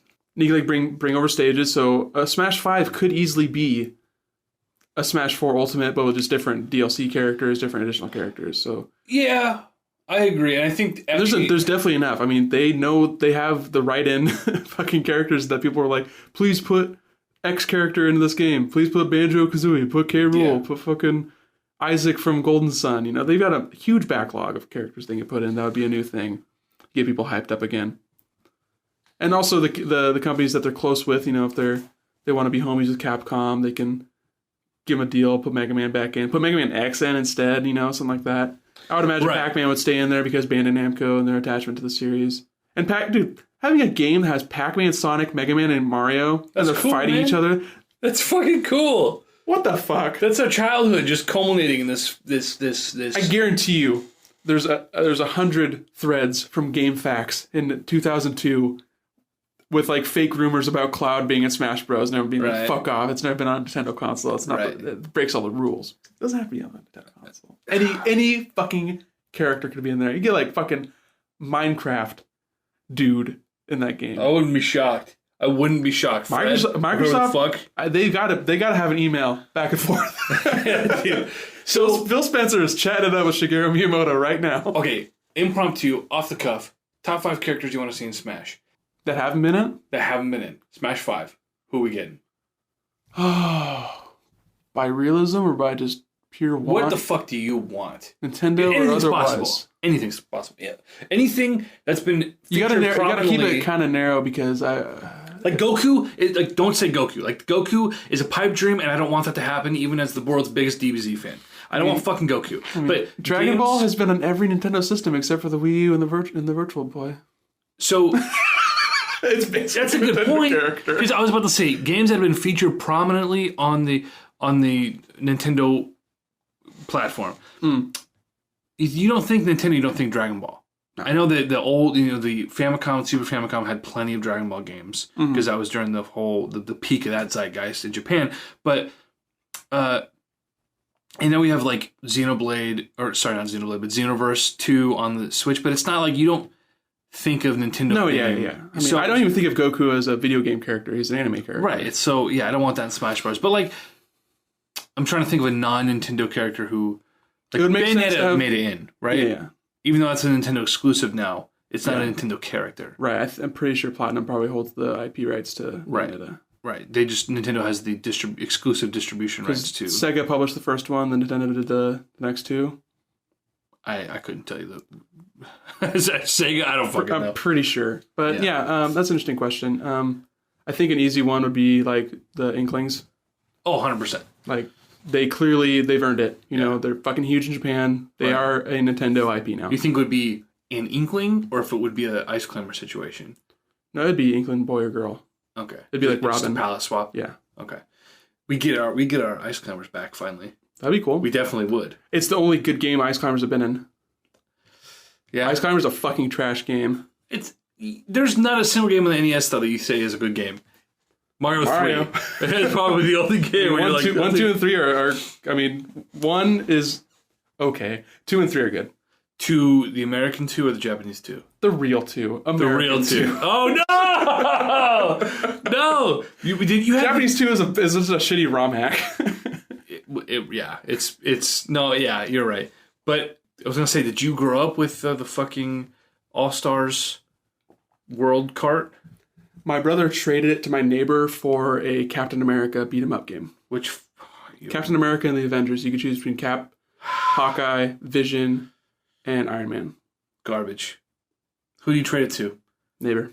Wait, wasn't that shithead? No, Johnny would have been too young. Across the street. No, it was Old House. He was too young. Oh, old. Okay, I didn't know you So, back like, then. the neighborhood you lived in, or like down the street. You were really young. It was before I moved, so we moved in when I was in kindergarten. Yeah. So it was the first few years of owning the SNES. Okay. Shit. Bullshit. Back in the day. I would love to see more Donkey Kong characters. Yeah. You got DK and Diddy. Sure. I was surprised Diddy was in Melee.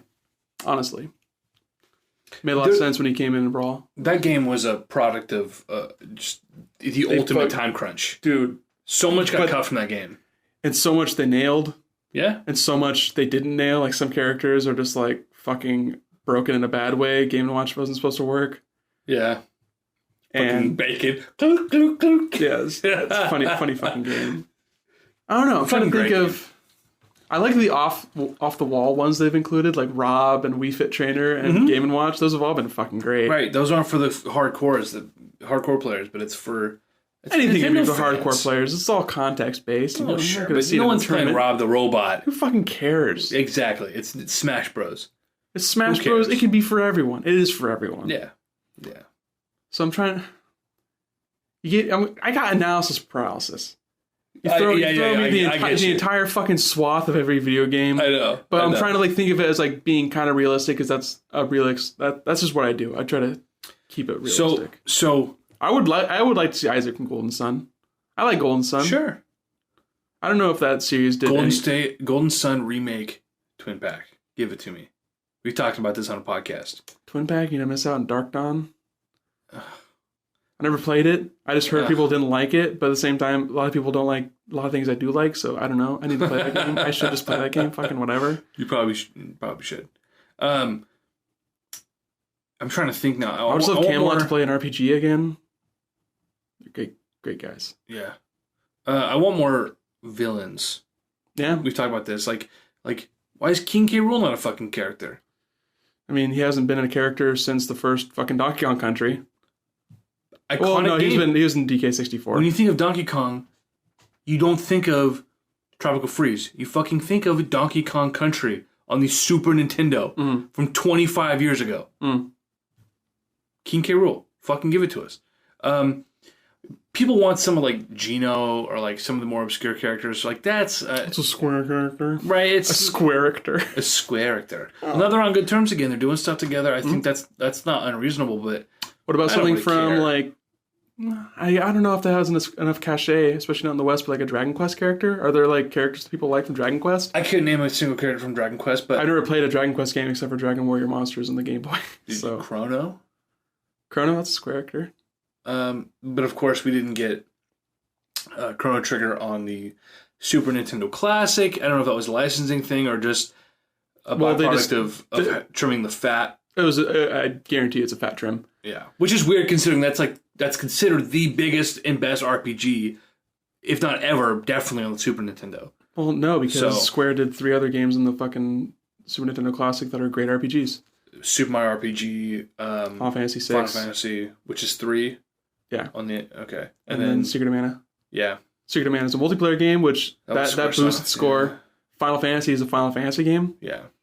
I would argue Chrono Trigger is better than Final Fantasy 3. Chrono Trigger got the axe at the same time Final Fantasy 4 got the axe. Those are on the table, but they're like, we need to not have a million Square games. This is imagine they have some Konami and some Capcom too. This makes me even more glad we didn't get like Pilot Wings, because if we'd gotten Pilot Wings but not fucking Chrono Trigger, I would have rioted. Yeah, things would have gotten ugly over here. but I get it, and honestly, Pilot Wings for Smash Bros. How? No, the Wave Race Ski-Doo. A 1080 snowboard. Yeah. Oh, God, yeah. Dude, cruising in the USA, dude. Who's driving those cars anyway? How about this for an idea? Take out Game & Watch and put in Paper Mario. How about not take out any characters because it's 2018. You can do whatever the fuck you want. Keep everybody in and still give us the characters we want. Like, why take out Game & Watch? He's hilarious. He's a staple. He's been around since fucking 2001 or 3 or whenever that game came out. That doesn't mean he has to stay in. Fuck you. Who's gonna throw bacon if we don't have Game & Watch? I don't have Young Link anymore. Toon Link's way better. Have both. Just replace one. You don't need Young Link. But why do you have to take one away? We can have it all. Because people don't like palette swaps, and I would want it to play pretty much the same as... Fuck off. People who bitch about palette swaps are people who hate fun.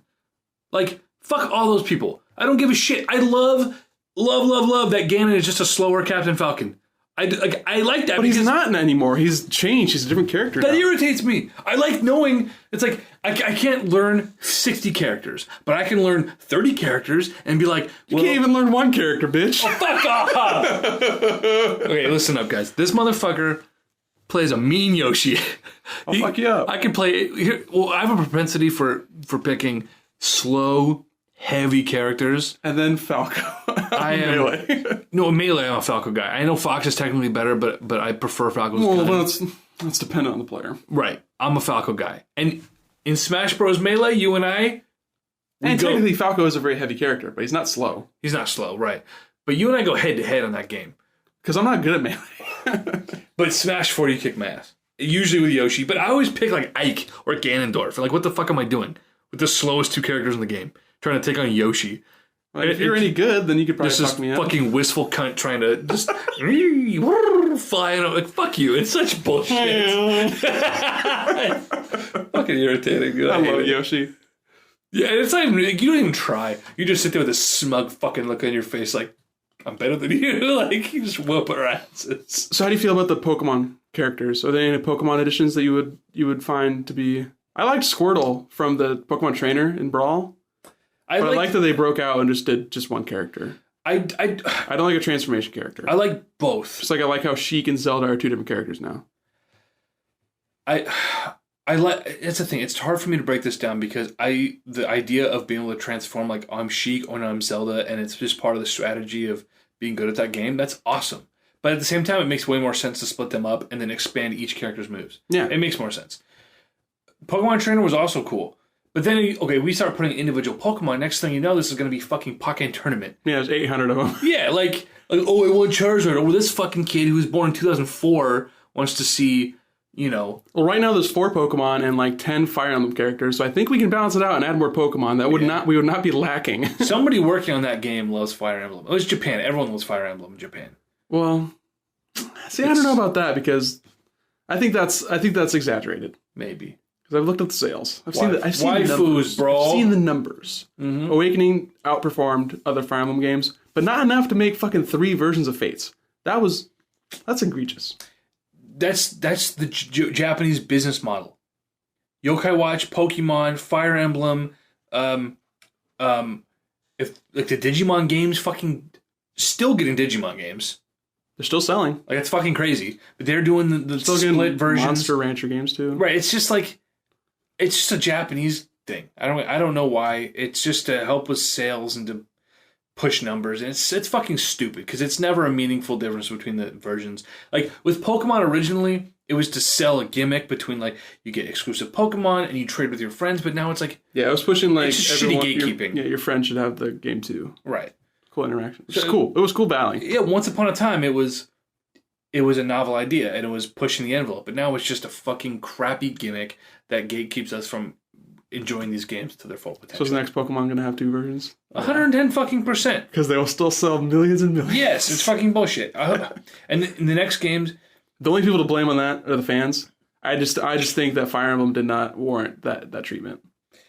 I agree. Although, because one of the versions was just the other 2 versions combined.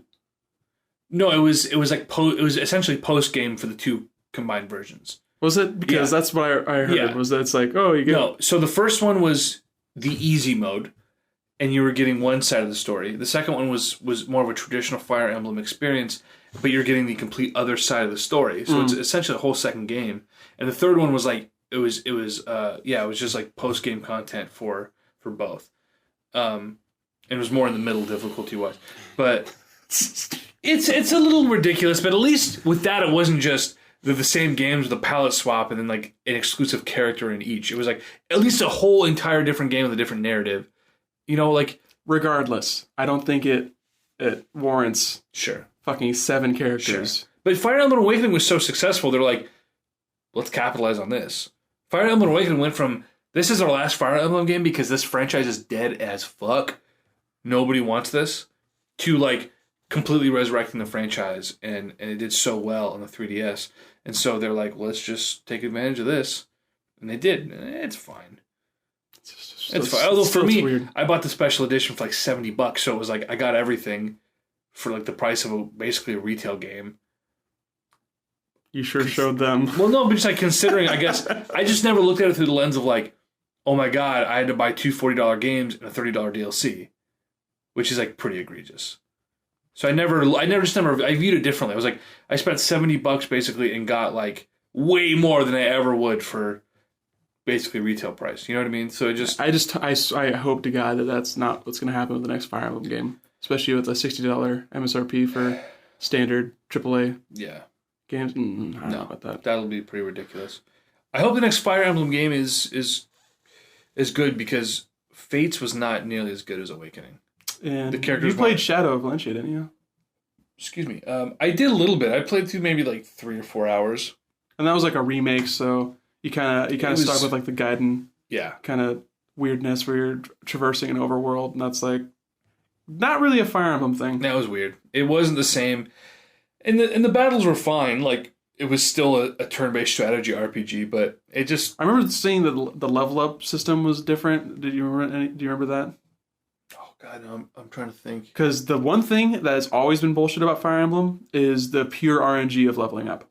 Right. It's immediate horseshit. The way you want to play that game is to save before you level up, fight a character, level up. Oh, I didn't get the stats I wanted. I'm going to reset the fucking system. I did that so many times. And that's horseshit. That's fucking stupid. It's stupid.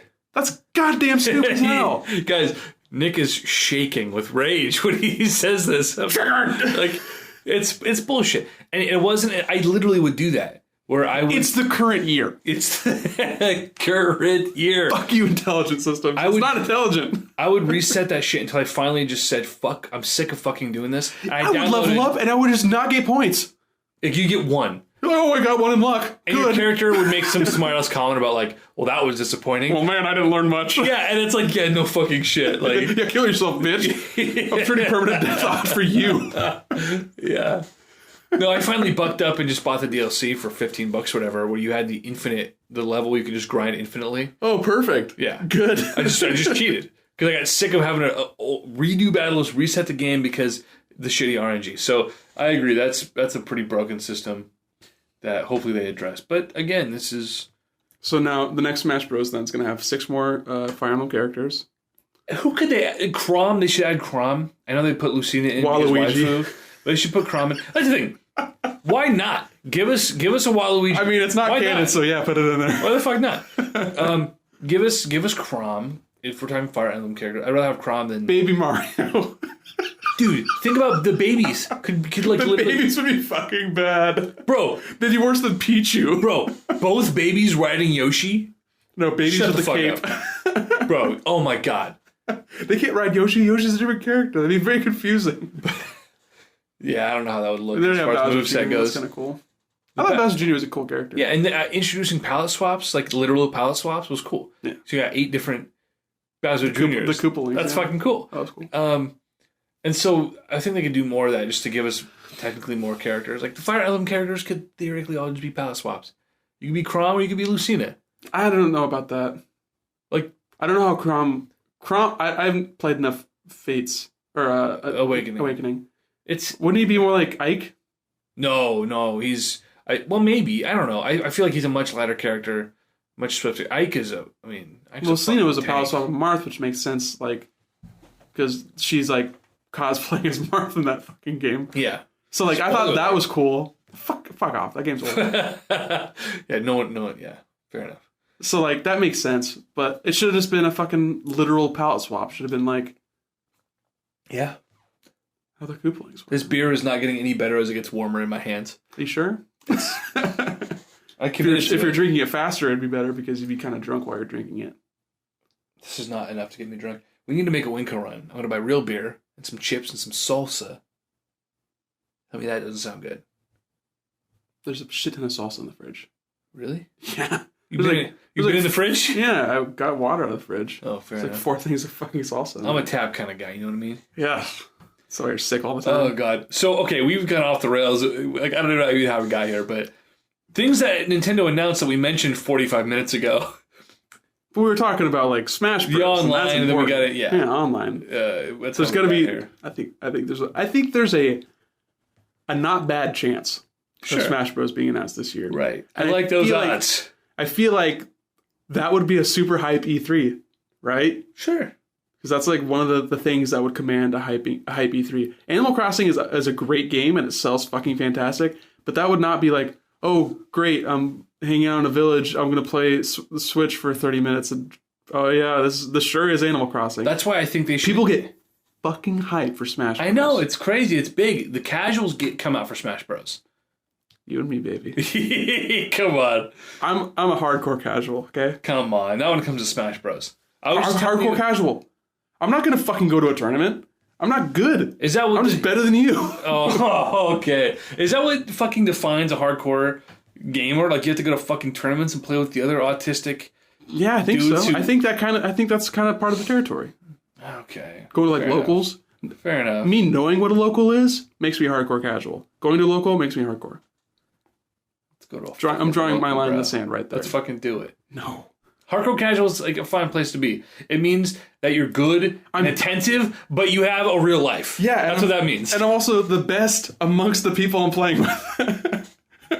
I could be the worst casual, or the worst hardcore, or the best hardcore casual. I'd rather do that. Damn it! You'd rather be the master of your fucking schmuck friends. Yeah. Than king of the assholes. Animal Crossing, though, I do think could be Animal Crossing this year. That's just super off the rails. I mean, again, the blueprint's there. If they would have just ported a high-resolution version of New Leaf, it would have sold a fucking million copies. I don't want New Leaf again, though. I want them to iterate. There were a lot of things I want to be improved about that game. Because I love that game, but there are a lot of things where you're just like, this has been the same game for 15 years. I would love to not keep myself from running on the grass. That'd be neat. God, that's so... What a shitty way to gatekeep, like... Apparently it was even worse in, was it, the one City Folk? Yeah. No, City Folk. The Wii. Okay. Yeah, it's fucking awful. It's... The fact that, like, you slip and fall if it rains. Like, it's just, like... That's, like, kind of funny, though, because stupid. It's not like Animal Crossing is a competitive game. It's funny the first time it happens, but then when it happens, I'm just trying to do stuff in my town. I think it'd be funnier if it just happened a lot less often. It's like a 1 in 1,000 chance. You're like, right. My fucking character just fell down. That's funny. That would be funny. 1 in 1,000. I was trying to catch a butterfly and I ate shit. Yeah, that's funny every once in a while. But when it happens to you multiple times a day... It's like the tripping in Brawl. That was not good. No, Brawl was a really great game. It was a little too slow and tripping was awful. But other than that, so much about that game was just fucking perfect. Mm-hmm. And it was ruined for the hardcore players. And, but the Subspace Emissary and the graphics in that game were fucking gorgeous. Coming from Melee, like... Melee's a damn good looking game if you up-res it, though. It is. Play that shit on Dolphin. It is, but... It has no right looking as good as it does, is what I'm saying. Well, Dolphin Emulator is just a fucking Well, I mean, it's beast. not improving the textures. It's just taking the vectors and stretching them out higher. Yeah, and doing all sorts This is amazing what the GameCube could do in 2001 as a almost launch game 2 weeks after the fucking GameCube came out. Right. Yeah. I just did the thing where I yawned. I tried not to talk. I said 2 words. I'm glad you didn't try talking away from me, because I would be livid. The podcast is over. We've been talking for over 2 hours. Yeah, we haven't talked in a long time. This is the first time we've talked. We don't talk unless we have a mic between us. That's generally not true. We used to message a lot. We used to. But then you're busy, and I'm driving a forklift inside, and they've got cameras. Oh, is that why you were like, I'm driving right now, I can't text you? And I was just like, oh, this guy can fucking update his social media, but he can't talk to his boy. I was like, I can't talk consistently. I'd be like, I'm gonna go inside and warm my hands, and I'll fucking shoot out a tweet. Because we used to, and you're all the fucking, time. you're just fucking stalking me like a goddamn. Why are you obsessed with me? All right. This fucker, I found this guy on Reddit, and I followed him on Reddit, which means he pops up in one of my fucking, just in my timeline if I'm on my entire feed, and sometimes I respond to the things you say. All right, because we follow a lot of similar subs. It's of interest to me, and I'll respond. That's weird because I didn't even know you could follow people on Reddit because that's not like a thing you do. You just follow a sub. It's like a forum for me, and you're treating it like it's weird. It's like a weird Twitter that you follow people you don't follow. That's how it's always been to me. It's weird. It's a social media platform essentially. I didn't follow you. I added you to my friends list on Reddit. I didn't know you had a friend. I didn't know there was a friends list. Sometimes things pop up on my feed. I'm like, oh, Nickerton. What is Nick saying? It's not like I'm going out of my way to be like, let me go dig into Nick's comments to see all the things he's been saying to people. I'm just saying, you're being weird. It's not weird. You're just in my timeline, like, because you're my friend on fucking Reddit. I don't know, man. So anyway, I responded to the thing. This son of a bitch was like, I'm being Reddit stalked by this fucking loser. Fuck you. That could have been anyone. That could have been any loser. But no, you knew it was you. You knew what you did. You ascribed that fucking shit on yourself. It was a relevant post to my interest. You were talking about early 2000s, like mini clips, like flash games. Yeah. And you were questioning why one game hadn't made a list. And I said, I don't know that game, but Heli Attack 2 made the list. And I put more hours into Heli Attack 2 than I probably put into half the games I've bought in the last 10 years. Is that the one where you held a space bar, but sometimes you didn't because you were trying to go through a tunnel? No. Heli Attack 2. You're on this map, and there's a helicopter attacking you, just a barrage of different fucking helicopters, and you're just shooting. I think it's you just hold the mouse button to shoot, and you're ducking and dodging, you're picking up different weapons, and you're just a little crappy little man. When's that come to Switch? Right. Bro, I'd pay for that fucking game. I'm telling you, I have the fondest memories of Heli Attack 2. Because you know for a fact that's just like a rip-off of some other game. Because that's what all those flash games were. I'm sure it was. What was the game that you asked about, though, on that sub? Dino Run. I never heard of that. That's a great game. I fucking played the shit out of that. Really? In high school, yeah. And it's got a Kickstarter campaign for a sequel. And really? It's really cool. Oh, man. Dino Run? Dino Run. It was a flash game. I gotta fucking look this up now. It was pixel art. It was really good pixel art, actually. And all you're doing is you're just running to the right as a little pixel dinosaur, a little like velociraptor. And there were like brontosauruses that you'd run up their backs, and you'd like jump and you'd catch a lift with a pterodactyl. And there's like a T-Rex sometimes. You steal their eggs. Oh, that is janky. That's the Nidhogg graphics right there. Yeah, it's kind of Atari style. That's pretty as fuck, though. It is really good looking. That's fucking nice. Yeah, I think that's from that's Dino Run 2, I think. Oh, maybe. I'm not sure. I can't tell. But dude, yeah, that was a great game. I played a lot of that my junior year. Yeah. When I was fucking off at Cal, I would just hop on a proxy, check my MySpace. Cal, that's how you learn graphic design shit. I didn't do graphic design at Cal. That makes sense. What'd you do at Cal? IT. Oh, really? Yeah, like networking and shit. Programming. Learned some Java. Oh, God. I take it you weren't such a fan of that experience. I mean, the subject was fine. Subjects were fine. The teachers were fucking really bad. I imagine... They were like really unattentive babysitters. Literally, if you had a question, the teacher would be like, Google it. Like, well, I'm taking a fucking class. I did Google it. I didn't get what I wanted, so I'm here to ask you a question. Like, well, you didn't Google it, right? There was literally the first thing we learned was how to Google something. That's fucking awful. Yeah, it was really heinous. Listen, Googling is a good tool to learn and how to Google properly. Yeah. And apparently I Google... What did Trevor say? You're bad at Google. I'm bad at Google? Yeah. Okay, fuck off. Which is true. Because you didn't take a course in it like I did. I'm trained. I have the fucking certificate. Oh my God. All right. Certified Google Meister is my title. Yeah. You know what, Nick? There's still things to talk about here, but we've been talking for over 2 hours. Perfect. That's like a standard podcast. I think we'll just the rest of this can be touched on in the coming days. It's not getting any shorter in post either. No, there's going to be very little post work on this, just considering we are recording on one mic. There'll be some compression. Make sure our peaks aren't like too obscene. Who knows? This could sound like complete fucking shit. I don't fucking know. It probably will. But it's better than nothing.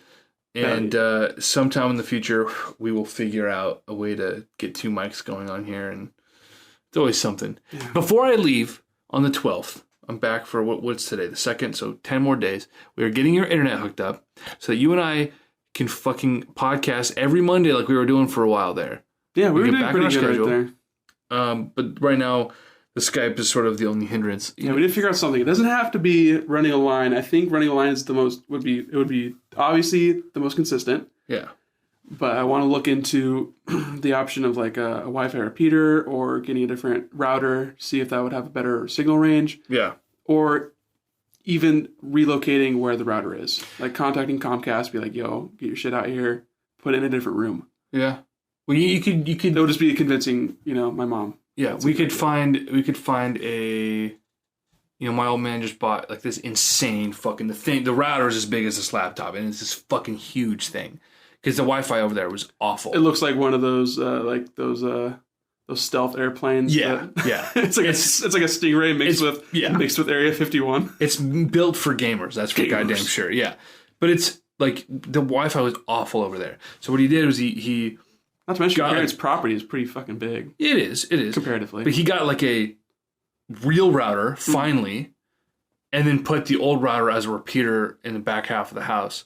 But like, if you got just, we found just a beefy router that is compatible with your modem, we could just do the Wi-Fi thing and get that down. Because your download speeds, you guys are paying for really high-end service, right? Yeah, and when I'm getting, when my internet is working, it's good. Yeah. It's not like fan-fucking-tastic and like, they do the megabit to the megabyte. So like, I'm getting like, 50 megabit? So that's like an eighth of that, Yeah. That should be fine for everything you do. Yeah, it's like 6 megabyte download. That's fine. That's good. But it's just the inconsistency. Like it gets interrupted by something. Something started interfering with it. Like I don't have the microwave in between the router in my room, but like there's 2 walls and probably 50 feet. So it's not the most ideal situation. Yeah. And I just moved my computer to the opposite side of the room. So my antenna on my wireless card is behind the computer is in between the wireless card and the signal. So like that, it probably isn't helping either. Who the fuck knows? It's just being a bitch. Being a real bitch. I think running a line's feasible. It's just we have to just do it. I got to bring that spool of Ethernet cable over, and we can string it out. And figure out how to cut a hole in drywall without scaring me half to death. Oh gosh. We might have to just like call in a favor for my old man and just be like, Mama, Judd Olson's coming over. Sorry. No, I'm sure she'd be appreciative of. Oh no, I mean she's got there's many things that we're going to be probably hitting your dad up over as far as like running electrical stuff. I could ask him. He's got nothing better to do. He's not working, so I'll call him up and be like, "Hey, help us drill a hole properly. We'll crawl up there. Mm-hmm. Just make sure we don't fuck anything up." You're not going to be crawling. You'll be hunching. Yeah, well, you're going to be hunching. You're going to be hunching, bro. I'll be doing fucking jumping jacks in there. You just wait and see. Yeah, I don't know. You can't. I'm not a fan of attics. I'm a big guy. I don't like small spaces. It's just like a house, but the ceiling is different. All right. And on that note, this has been the Console Crusade podcast. We are also like a house, just different. Please don't brick. It's been good. We are definitely recording more. Well, this predicates on how well this one sounds. So we'll never record again. This has been your final episode. Thank you. Yo, I fucking hope not. God damn. Sticky with us through thick and thin. Yeah. We'll be back probably tomorrow, hopefully, with Leaf. We'll be back. Next week with Leaf. Well, whenever we post it. It's not going to be tomorrow. Who knows? Okay, guys. This has been the Console Crusade fucking podcast. Find us on Twitter at Console_Crusade. Find Nick at Presh Till Death. That's 1 L. I'm Jiggle. Don't fucking follow me. Fuck off. Fuck off. All right. We'll see you next time. Peace out, dogs. Dogs. That's the part you gotta say. I'm not gonna do it. Ka-chow. I'm done. Or as Milo and I. Cacao. Cacao! I like that more because it's chocolate. Yeah. All right. See you, motherfuckers.